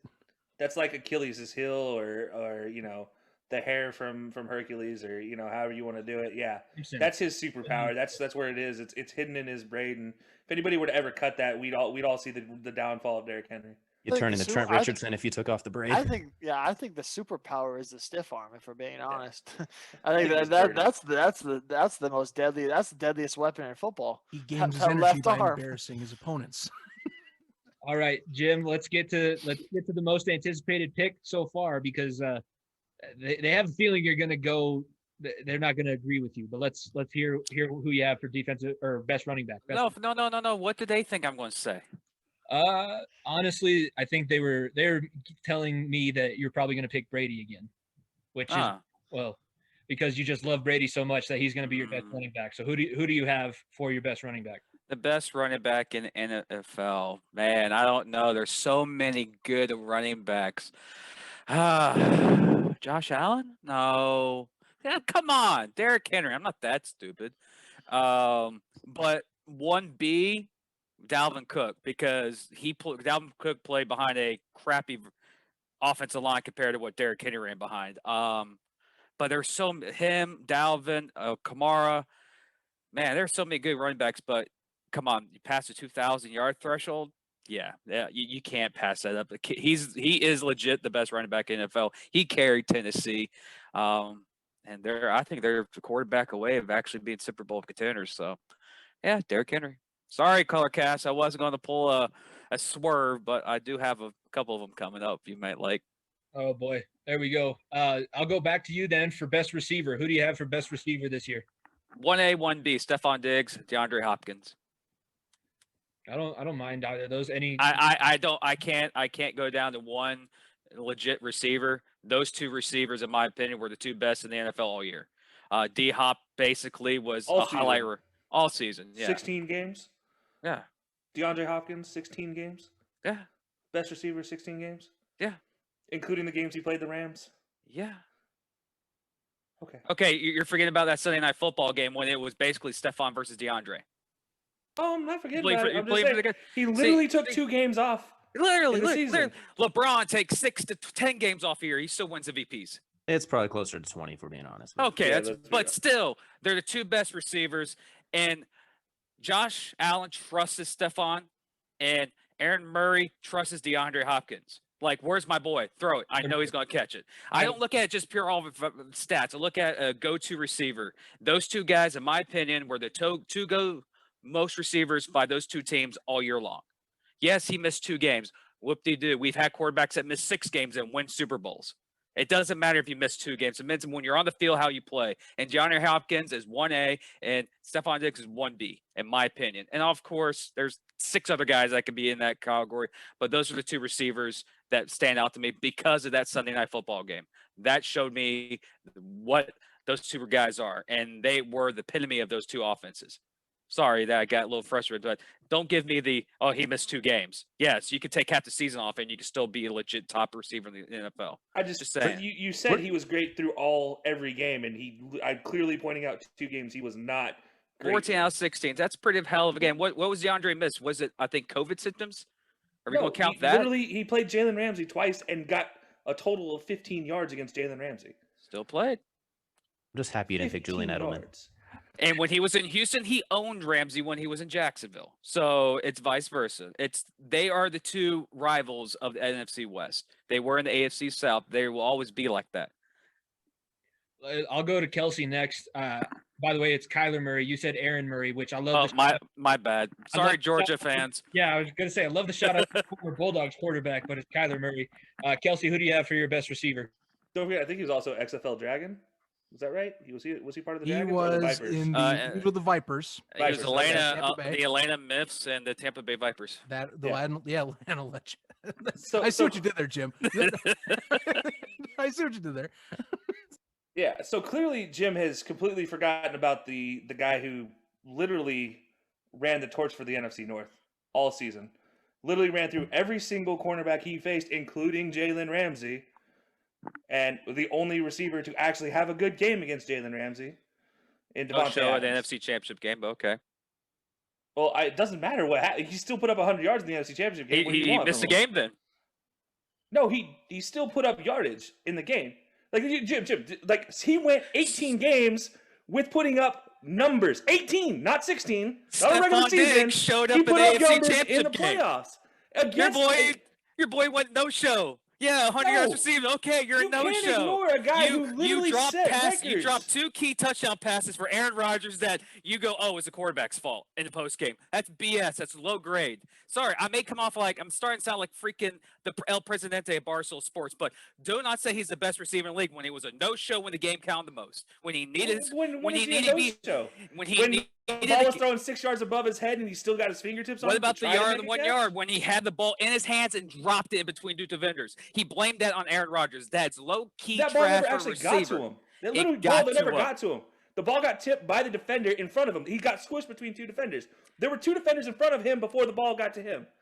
The ball bounced to him, yes, but the ball never reached him in the air. You can't say that Devontae took games off when he played 18 games worth of quality football and was the #1 receiver in the league unanimously by players and coaches. Unanimously by players and coaches. That's the guys who play the game vote him #1. And you're going to just completely ignore him from your 1A, 1B? I'm just pure Over a guy who made a catch in one game. You're and just couldn't proving the put up fact that over my 100 DeAndre yards in Hopkins more than pick 6. doesn't mean anything because he was shut down by Jalen Ramsey. But in the He only biggest had game 6 of games. the biggest game of the year, you were basically a no-show in a clutch time for your quarterback. And where was DeAndre when they need to win a game to get in the playoffs? You're Where was he comparing there? Arizona He to Green he Bay. caught 6 yards. He caught a pass for 6 yards in that game. That's what he did. You're comparing Arizona to Green Bay. Let's No. move past this because we're going to run out of time for the rest of our segments. Kelcey went with Devontae Adams. Jim doesn't agree. There's Zach. Zach went away for a second while there was arguing going on. Zach, I just needed I'm to happy you're stop. back. Since I'm happy you're back, give me your best receiver for the season. I'm just gonna make this quick, just so we can help the time here. But it's Devontae Adams, and the only reason why I'm gonna say that is yardage wise, it's within a little over 100 yards difference between me and my other pick, which is Stephon Diggs. But I'm a guy. I value the red zone and scoring threat of Adams is my play into this. That's really why I'm choosing it. Now, I mean, receiving wise, Diggs definitely stepped up the Bills' offense. There's no arguing that. He's one of the reasons why Josh Allen took a massive step. It's just Adams' threat being that he can take over that receiving core and dominate anyone, if you will, in a scoring fashion. You know, the yards he was going to get, but the scoring fashion is what I'm keying in on. That's my 2 cents on it. I leave my time. There you go. Nico. Also, I got some updates. Deshaun Watson has removed all notions of Houston Texans from all of his social media. That is now trending on ESPN. So that's just a little. That's on Saturday, folks. So Yeah. interesting. Nico, best receiver. Who do you got? It's Devontae Adams. I'm with Zach and Kelcey here. It's the man is the only receiver to average more than 1.00 touchdowns per game. Had 18 all year. It was almost guaranteed he was going to find the back of the end zone at some point in the game. He's a top 5. He was a top 5 in receptions, top 5 in catches, top 5, or he's #1 in touchdowns, and receiving yards as well. Like He was the most dominant receiver, and this is a guy no one talked about at the beginning of the year. If it wasn't for Aaron Rodgers and the fantastic year he had, we probably would have not, because Davante Adams wasn't even a top 10 receiver going into this season. And look what he did now. So for that reason, I love the underdog story. And considering he came out of nowhere and had a hell of a season, give me Davante Adams. All right, DJ, settle this category here. Who do you have for your best receiver? Just saying, guys, Josh Allen caught 1 pass for 5 yards on a touchdown. It's perfect every time you throw the ball to him. Just throwing it out there. But I went with Devontae, too. He played 14 games at 18 touchdowns, and that's not including the playoffs. So even missing 2 games, he led the league in touchdowns and at 1,300 yards. So I'll take Devontae when you score more touchdowns than games played. There you go. I think that that's a pretty solid argument as well. Let's go next category, best tight end. And I'll throw mine out there from the show. Mine was Bobby Tunyon. I'm never calling him Robert Tunyon. He's Bobby Tunyon with the hair flowing out the back and the way that he plays. So I'll go to Niko. I'll let you start this one. Who's your best tight end? I'm not going to be a dead horse. Mine's Travis Kelcey. It's 100% Travis Kelcey. All the same reasons why he was my offensive player of the year.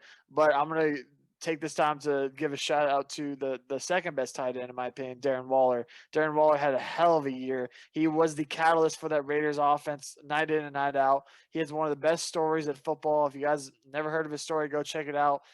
He came out from nothing. It was struggling a lot, mental health and everything in college and blah, blah, blah. But he had a great year. If it wasn't for Travis Kelcey, Darren Waller would be hands down the best tight end in football. But Travis Kelcey is just too damn good. So it's hard for me to give this award away from Travis Kelcey, but honorable mention Darren Waller. DJ, I'll go to you next. Who do you have as your best tight end from this past season? We'll go through it quickly. It's Travis Kelcey. We already talked about how he's insane, outstanding. Darren Waller's amazing. But let's not forget George Kittle next year, especially if Deshaun or Matthew Stafford ends up in San Francisco, or someone who could throw the ball that's not CJ Beathard. Maybe George Kittle jumps back into this conversation when he's healthy too. I think overall tight end, George Kittle wins it every single year. Just with best blocker for sure. Yeah. Injury bug this season hurt him. That's the only thing. 100%. Zach, best tight end for you. Who do you have? It's Kelcey, but I'll continue the trend of giving shout outs. I'm going to shout out Mark Andrews here. You want to talk about a guy that covers or basically powers the Ravens passing attack? Now, credit Marquise Hollywood Brown did, of course, step up back half of the season, but for the most part, the last 2 years, it's been Mark Andrews. This is a guy that I think gets overlooked on the full scheme of the tight end spectrum. I would have said Darren Waller as well if it wasn't for Niko, because Darren Waller, I mean, it's amazing that 2 of the best tight ends in the NFL are in the exact same division. One is to get overlooked by the best at his position when it comes to receiving. But Mark Andrews, don't overlook this guy. This is a top tier tight end that I think deserves a little bit more credit in this league.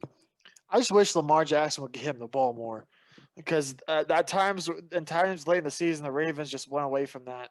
They tried to make Lamar do too much, and they went away from giving Mark Andrews the ball. I love Mark Andrews, but I mean, I wish they went to him more. Yeah. Boomer Sooner, former Oklahoma Sooner with Baker Mayfield. So I don't hate that pick for your honorable mention. Kelcey, who do you got for best tight end? Or if it's Travis Kelcey, who would you have as your honorable mention? Yeah, I mean, I love everybody saying my name. It's fantastic, you know? So many Kelceys being mentioned at one time. I'm going to get a Travis Kelcey jersey or a Jason Kelcey jersey or both and put them up next to me just so everybody knows. But no, yeah, obviously it's Travis Kelcey. Just because he's a fat receiver, which is all you need to be in it to be a tight end nowadays.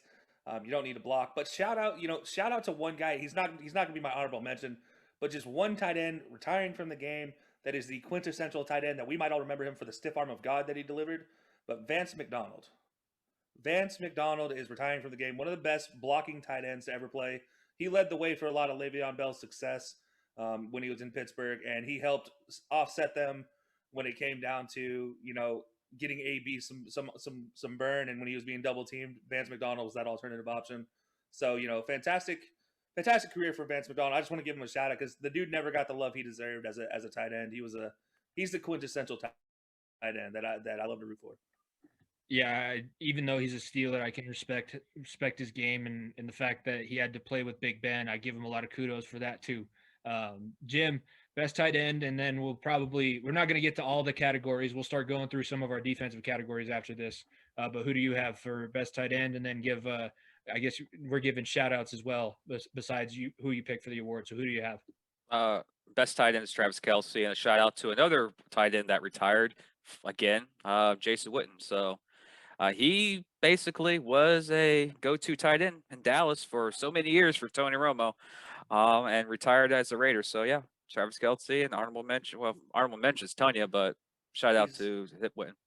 He's signing a 1 day with the Cowboys after the draft. Has he already done that? No, he's doing it after the draft Okay, cool. to retire. That's what the quote unquote plan is.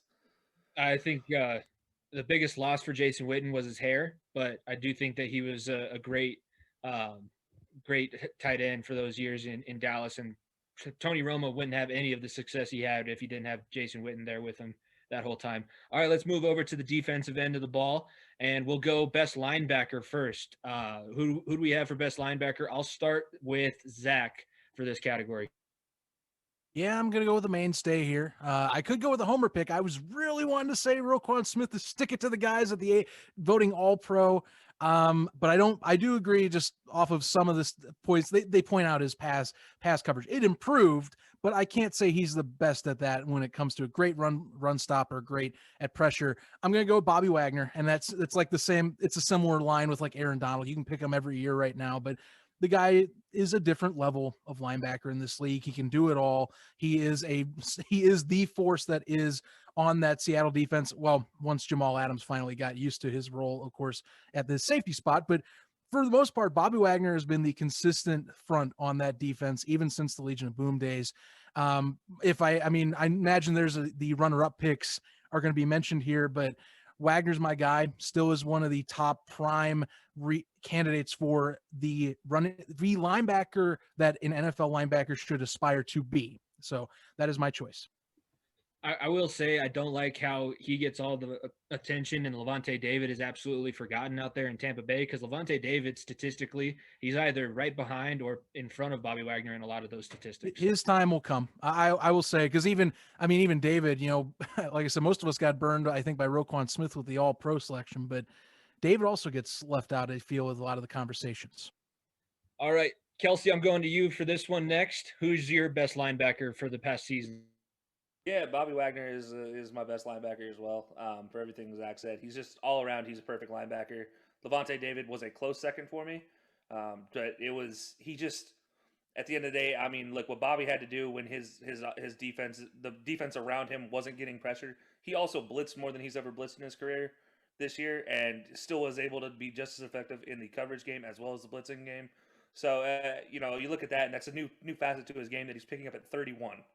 I mean, that's impressive. It's not an easy thing to do, but he's kind of made his whole career off of being what they needed him to be, and he continued that this year. So, and yeah, I'm probably beating a dead horse because you can't really put him here every year, but yeah, Bobby Wagner for me is there. But Levante David, I think the day Bobby Wagner retires will be the day Levante David takes over the spot.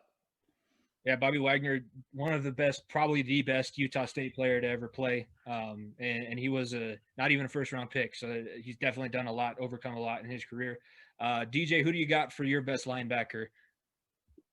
Nothing negative to say about Bobby Wagner. I'm going to go with Zach's homer, Roquan Smith. When you have 140 tackles, 18 for loss, he struggles in pass coverage, quote-unquote, gets 7 pass deflections and 2 picks. And he has 4 sacks. I'm going to go with him as well, especially considering how often he had to be on the field with Mitch Trubisky and Nick Foles at quarterback. He basically had to live on the field. So I'm going to go with Roquan Smith, although Bobby Wagner's right there, Fred Warner, Darius Leonard. You can go down the list. There's a lot of really, really good linebackers, and he played all 16 games. So I'll give it to Roquan. All right, Jim, who do you got for best linebacker? Let's see where you go. I'm interested to see who you have picked, because I don't necessarily see you going Bobby Wagner, but I guess you could swerve me and I could be wrong. He's going to say Tom Bobby Brady. Wagner. Damn it. Or Tom Brady. No, Bobby Wagner.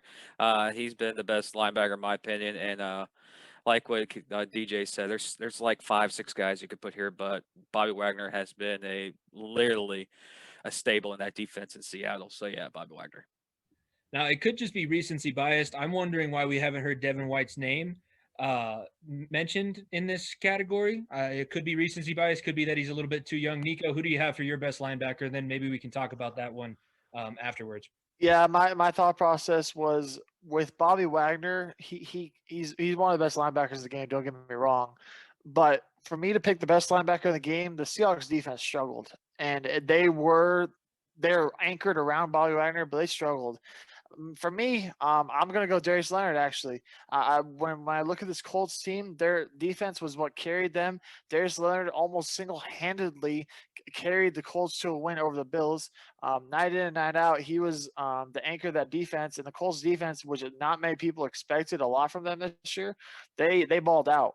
And they have a great young core out there in Indianapolis defensively, and Darius Leonard is going to be the anchor of that.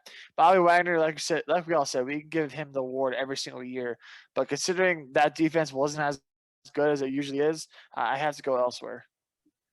All right, so I guess I'll bring up the question: why can't it be Devin White this year? I mean, like I said, it could be recency bias. He did just make the two biggest plays of the Tampa Bay Buccaneers season the last couple of weeks with the strip and the recovery of the fumble and getting them set up for basically a game-clinching touchdown, and then the pick on Drew Brees. Tell me why I'm wrong for the fact that I picked Devin White on our show. You are not wrong. I think we just all went different directions. And he plays with Levante David, having this another top 5, like that kind of helps. And the leading sack guy from last year, Jason, it's all over the place. He's the man. He's the fastest guy on the field at linebacker. Nothing negative to say about Devin White. We just went different spots, basically. Yeah, DJ's correct with that. And sorry, Nico. I just the other things, we're talking solo tackles and things like that too. White, of course, with David being there, is going to be lagging a little bit behind. But you can't. I see a White as a similar equation to a Lance Briggs with Brian Urlacher. Someone that has the talent, but is of course sometimes overshadowed by an even better talent, or at least one that has been recognized as a better talent. Yeah, it's not like there's one guy that stands out above the rest. They're all upper echelon, all in the same number 1 tier. It's not there's the top 6, 7, 8, and then there's everyone else. The linebacker position is as good as it has ever been. Yeah, definitely. I'm in the whole agreement with everybody else. I mean, really, for me, the reason why I didn't go Devin White is he plays next to Levante David, and statistically speaking, Levante David obviously picks up a lot more of those stats, and he had the fantastic postseason run, but I wasn't considering postseason in any of my picks unless it was like a tiebreaker to the pick, and that's the only reason. But yeah, that's honestly, he's a young up and comer, and it's not long before. To me, I think of him like we just talked about Bobby and KJ Wright and their success together is going to be a lot what we see with Levante and Devin White next to each other. That same kind of aspect where KJ's a lot faster than Bobby is, but Bobby has the brains, and Levante, I'm not saying they're not smart, but obviously Bobby plays with his head a little more than KJ Wright did, and KJ Wright just see the ball, get ball, and Devin White is very much see ball, get ball if you watch anything that he did in the postseason. So it's a lot of the same aspects. We'll say Devin White might be the scariest linebacker because no one that big should move that fast. My goodness, you are 250 pounds and run 4.3. It is absolutely terrifying because he'll go from one hash mark to all the way to the 4th row and back on the sideline. Yeah, as long as I wasn't the only crazy one, I guess I'll be able to live with that. Next category for the defensive end, let's go best pass rusher. This could be a little bit. We might see some repeats on this list, but I think that now there's defensive ends, there's linebackers, there's also now some you can basically throw out Von Miller as the example for hybrid of a pass rusher, but he's technically a linebacker. So who do we have as best pass rusher from this past season? Jim, I'm going to start with you. I had a couple of them, but I had to side to TJ Watt.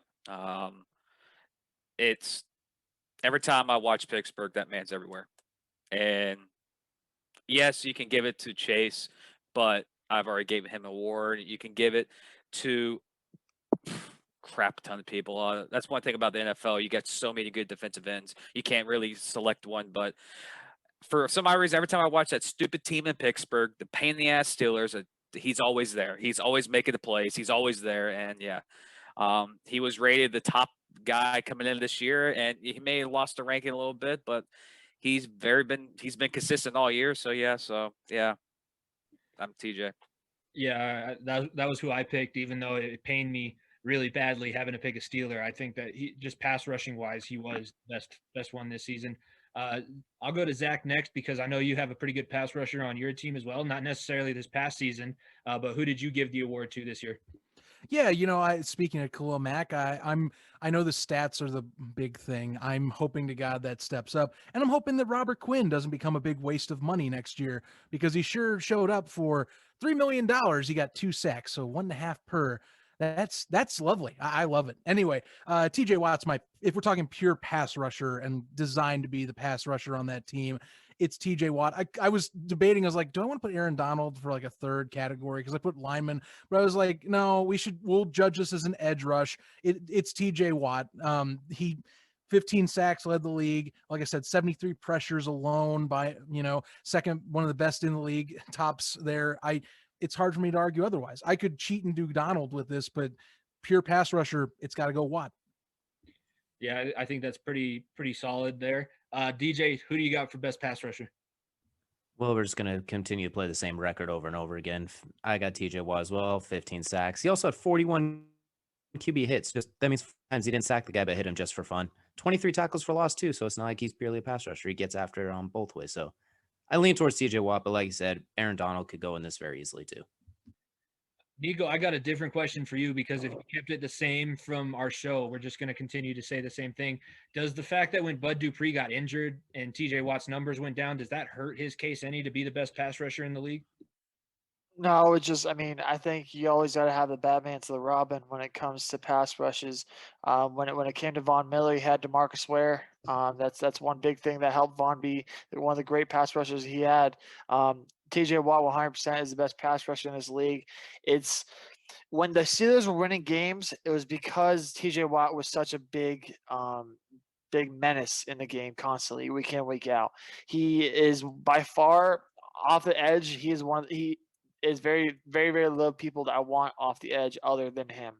I think the only other people I think at the top of my head that I'd want off the edge more would be Vaughn, Khalil Mack, and Aaron Donald, and maybe throw Myles Garrett into that. But it's 100% TJ Watt. He deserves all the credit. I'm just interested to see how good he's going to be when his brother is going to be on the other side as well. That would be a hell of a scenario. Kelcey, who do you got for best pass rusher? Is it TJ Watt, or did you go somewhere else? Yeah, go ahead and just chalk me up for TJ Watt. It hurts. Well, give a Steeler it, but damn it. The other option is another AFC North guy, and that's Myles Garrett for me. And yeah, he didn't do enough to outweigh TJ Watt at the end of the day. I mean, what TJ Watt did, leading the league in sacks, and just how impactful he was on that defense. Niko hit the nail on the head. When he wasn't involved, they didn't win games, and we saw that down the stretch. When people were able to double, triple team him, keep him out of the backfield, it was changed the game completely for the Steelers. So he is that impactful. Whereas Cleveland, they did have a couple guys get back to the quarterback, but yeah, not enough. Damn. All right, well, we're coming up on time, so we'll go one more category, and then we'll let everybody get their plugs in. And who knows, if we have some time next week, we can maybe finish out the rest of the categories. But the last one that I want to get to is Coach of the Year, because I think this is a very interesting award this year. There are a lot of good candidates. So I'll just go basically around the room. I'll start back with Kelcey. Who do you have for your Coach of the Year in the 2020 season?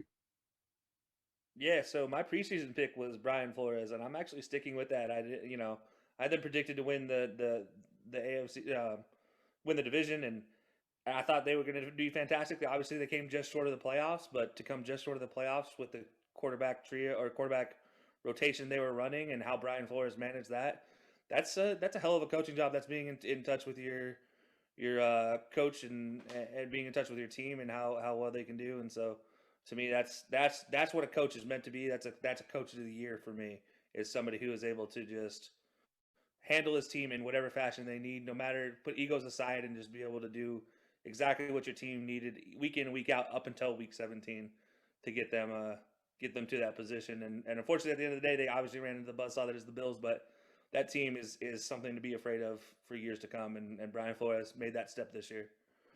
Yeah, I think he was my favorite hire of the class that he was hired in, so I don't hate the Brian Flores choice. Zach, who do you got for Coach of the Year this year? Flores is very compelling, and I would definitely say if there was a 1A, 1B scenario, he is my 1B.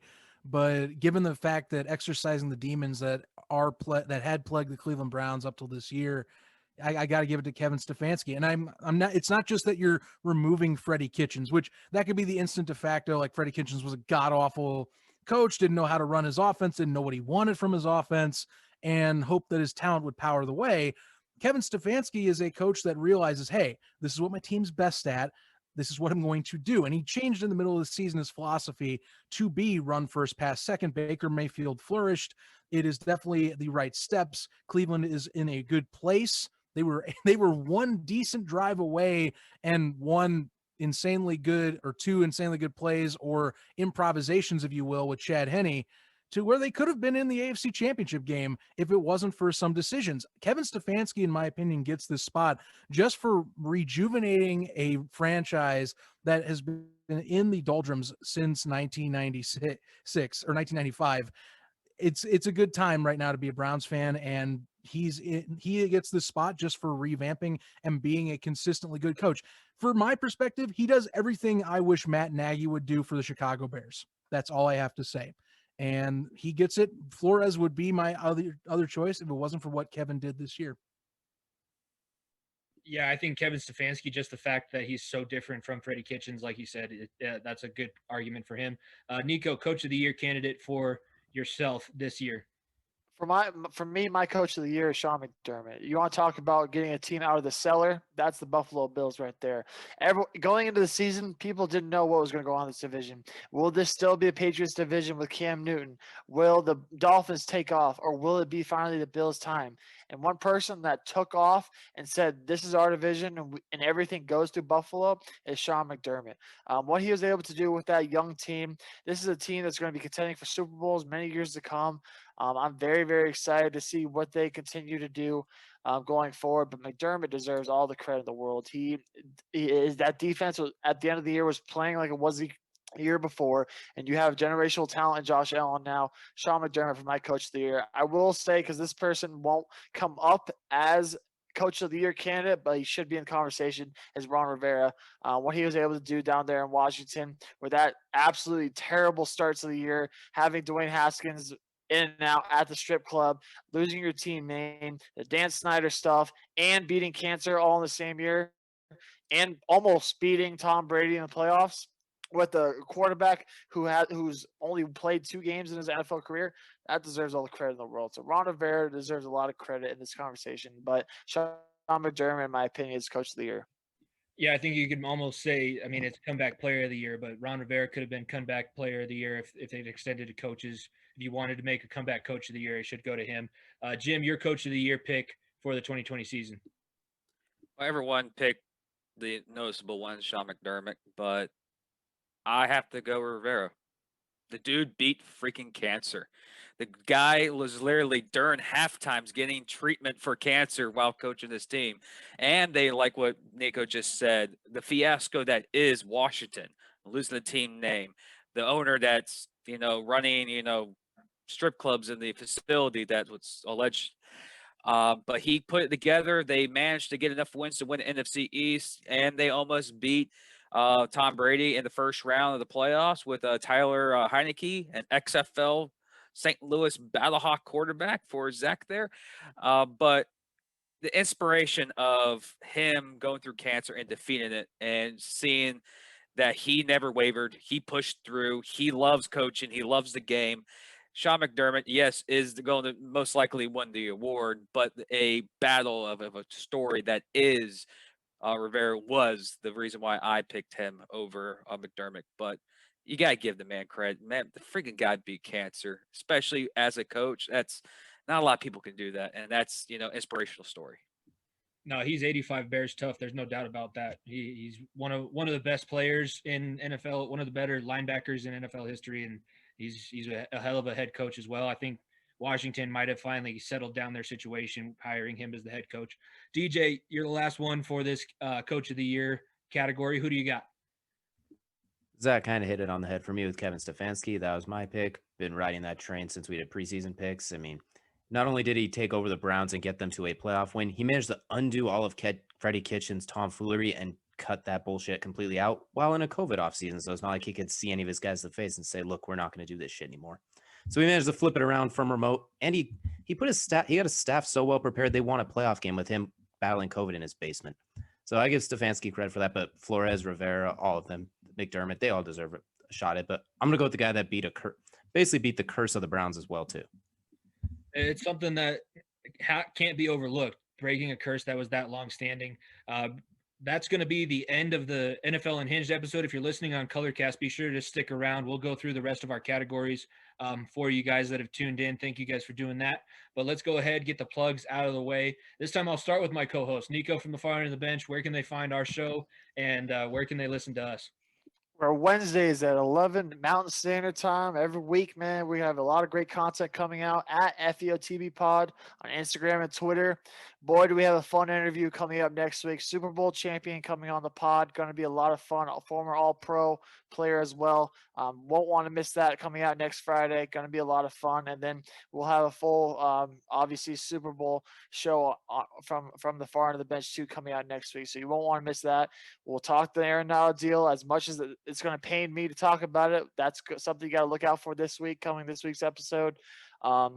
But yeah, follow us on all social medias at FEOTB Pod. If you're watching this on YouTube, on the far end of the bench page, hit that subscribe button or wherever it is, wherever I'm pointing. Hit that subscribe button, hit that like button.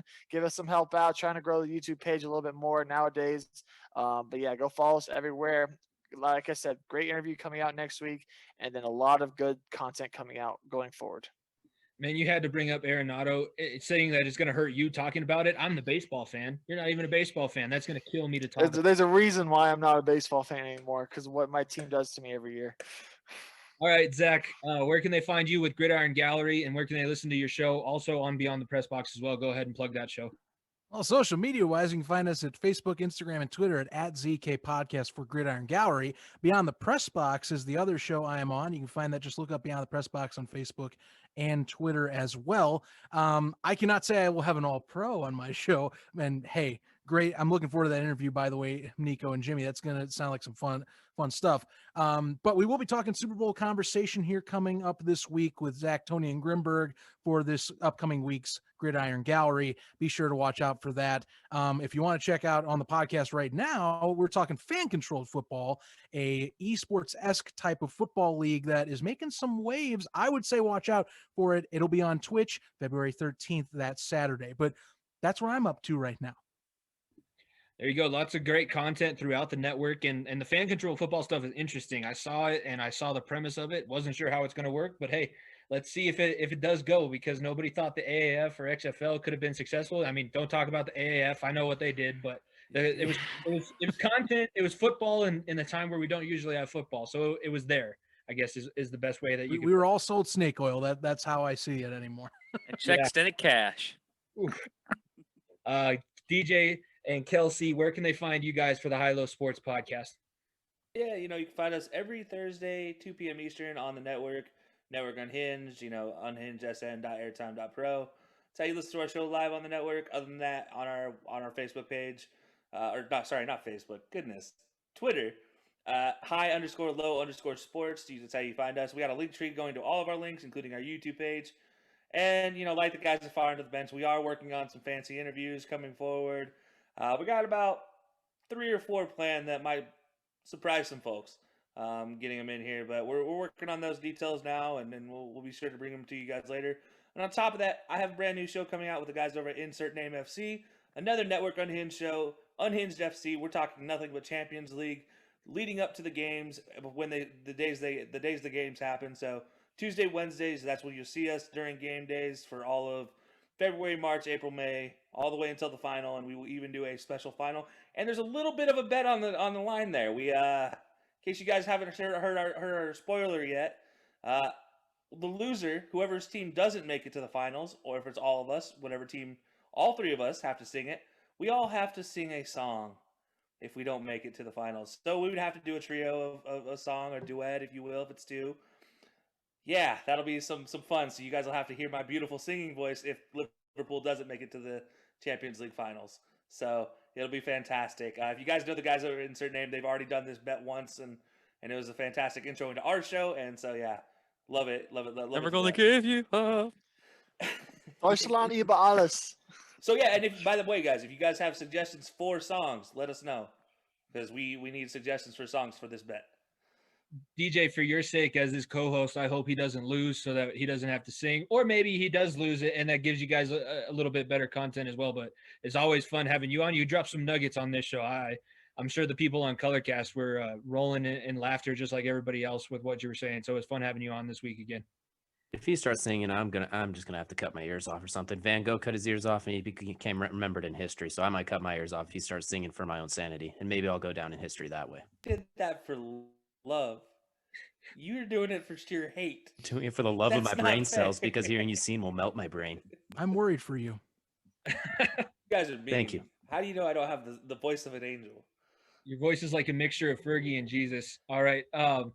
Jim, Damn. where can they find your show, J-Dash Show, and where can they follow the network as well after you after you die of laughter? Where can go ahead and plug your stuff?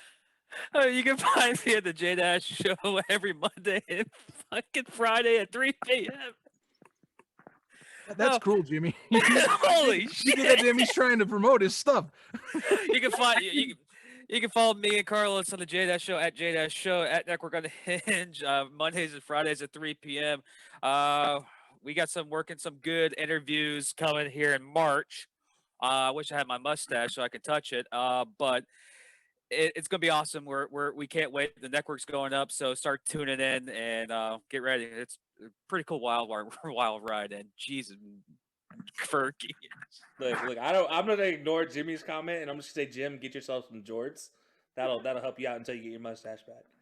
Yeah, good point. Good point. Did that blow past everybody? The Step Brothers line that I threw out. Nobody got that it was a Step Brothers reference. I'm completely ignoring everything you said. I'm just taking it as an insult to all the times I've insulted the Bengals, and I understand it, and I don't blame you. It's not. the hell's Is going it? on? So it's as bad as Fergie singing the national anthem before the NBA All-Star game. It's never gonna get that low. The wheels have fallen off here at NFL Unhinged. Just shamelessly, also tune in to the hockey show we have on the network at 2 for Chirping, Fridays at 6 p.m. Eastern. Great time with the Bleacher Connection guys talking hockey as that sport starts getting going that season. Thank you guys for listening to NFL Unhinged this week. We'll be back with our Super Bowl predictions next week. And like I said, if you're listening on the Colorcast, we're going to go ahead and finish out our categories. But that'll do it for this week's episode. Thank you guys for listening. And be sure to continue to follow the Unhinged Sports Network.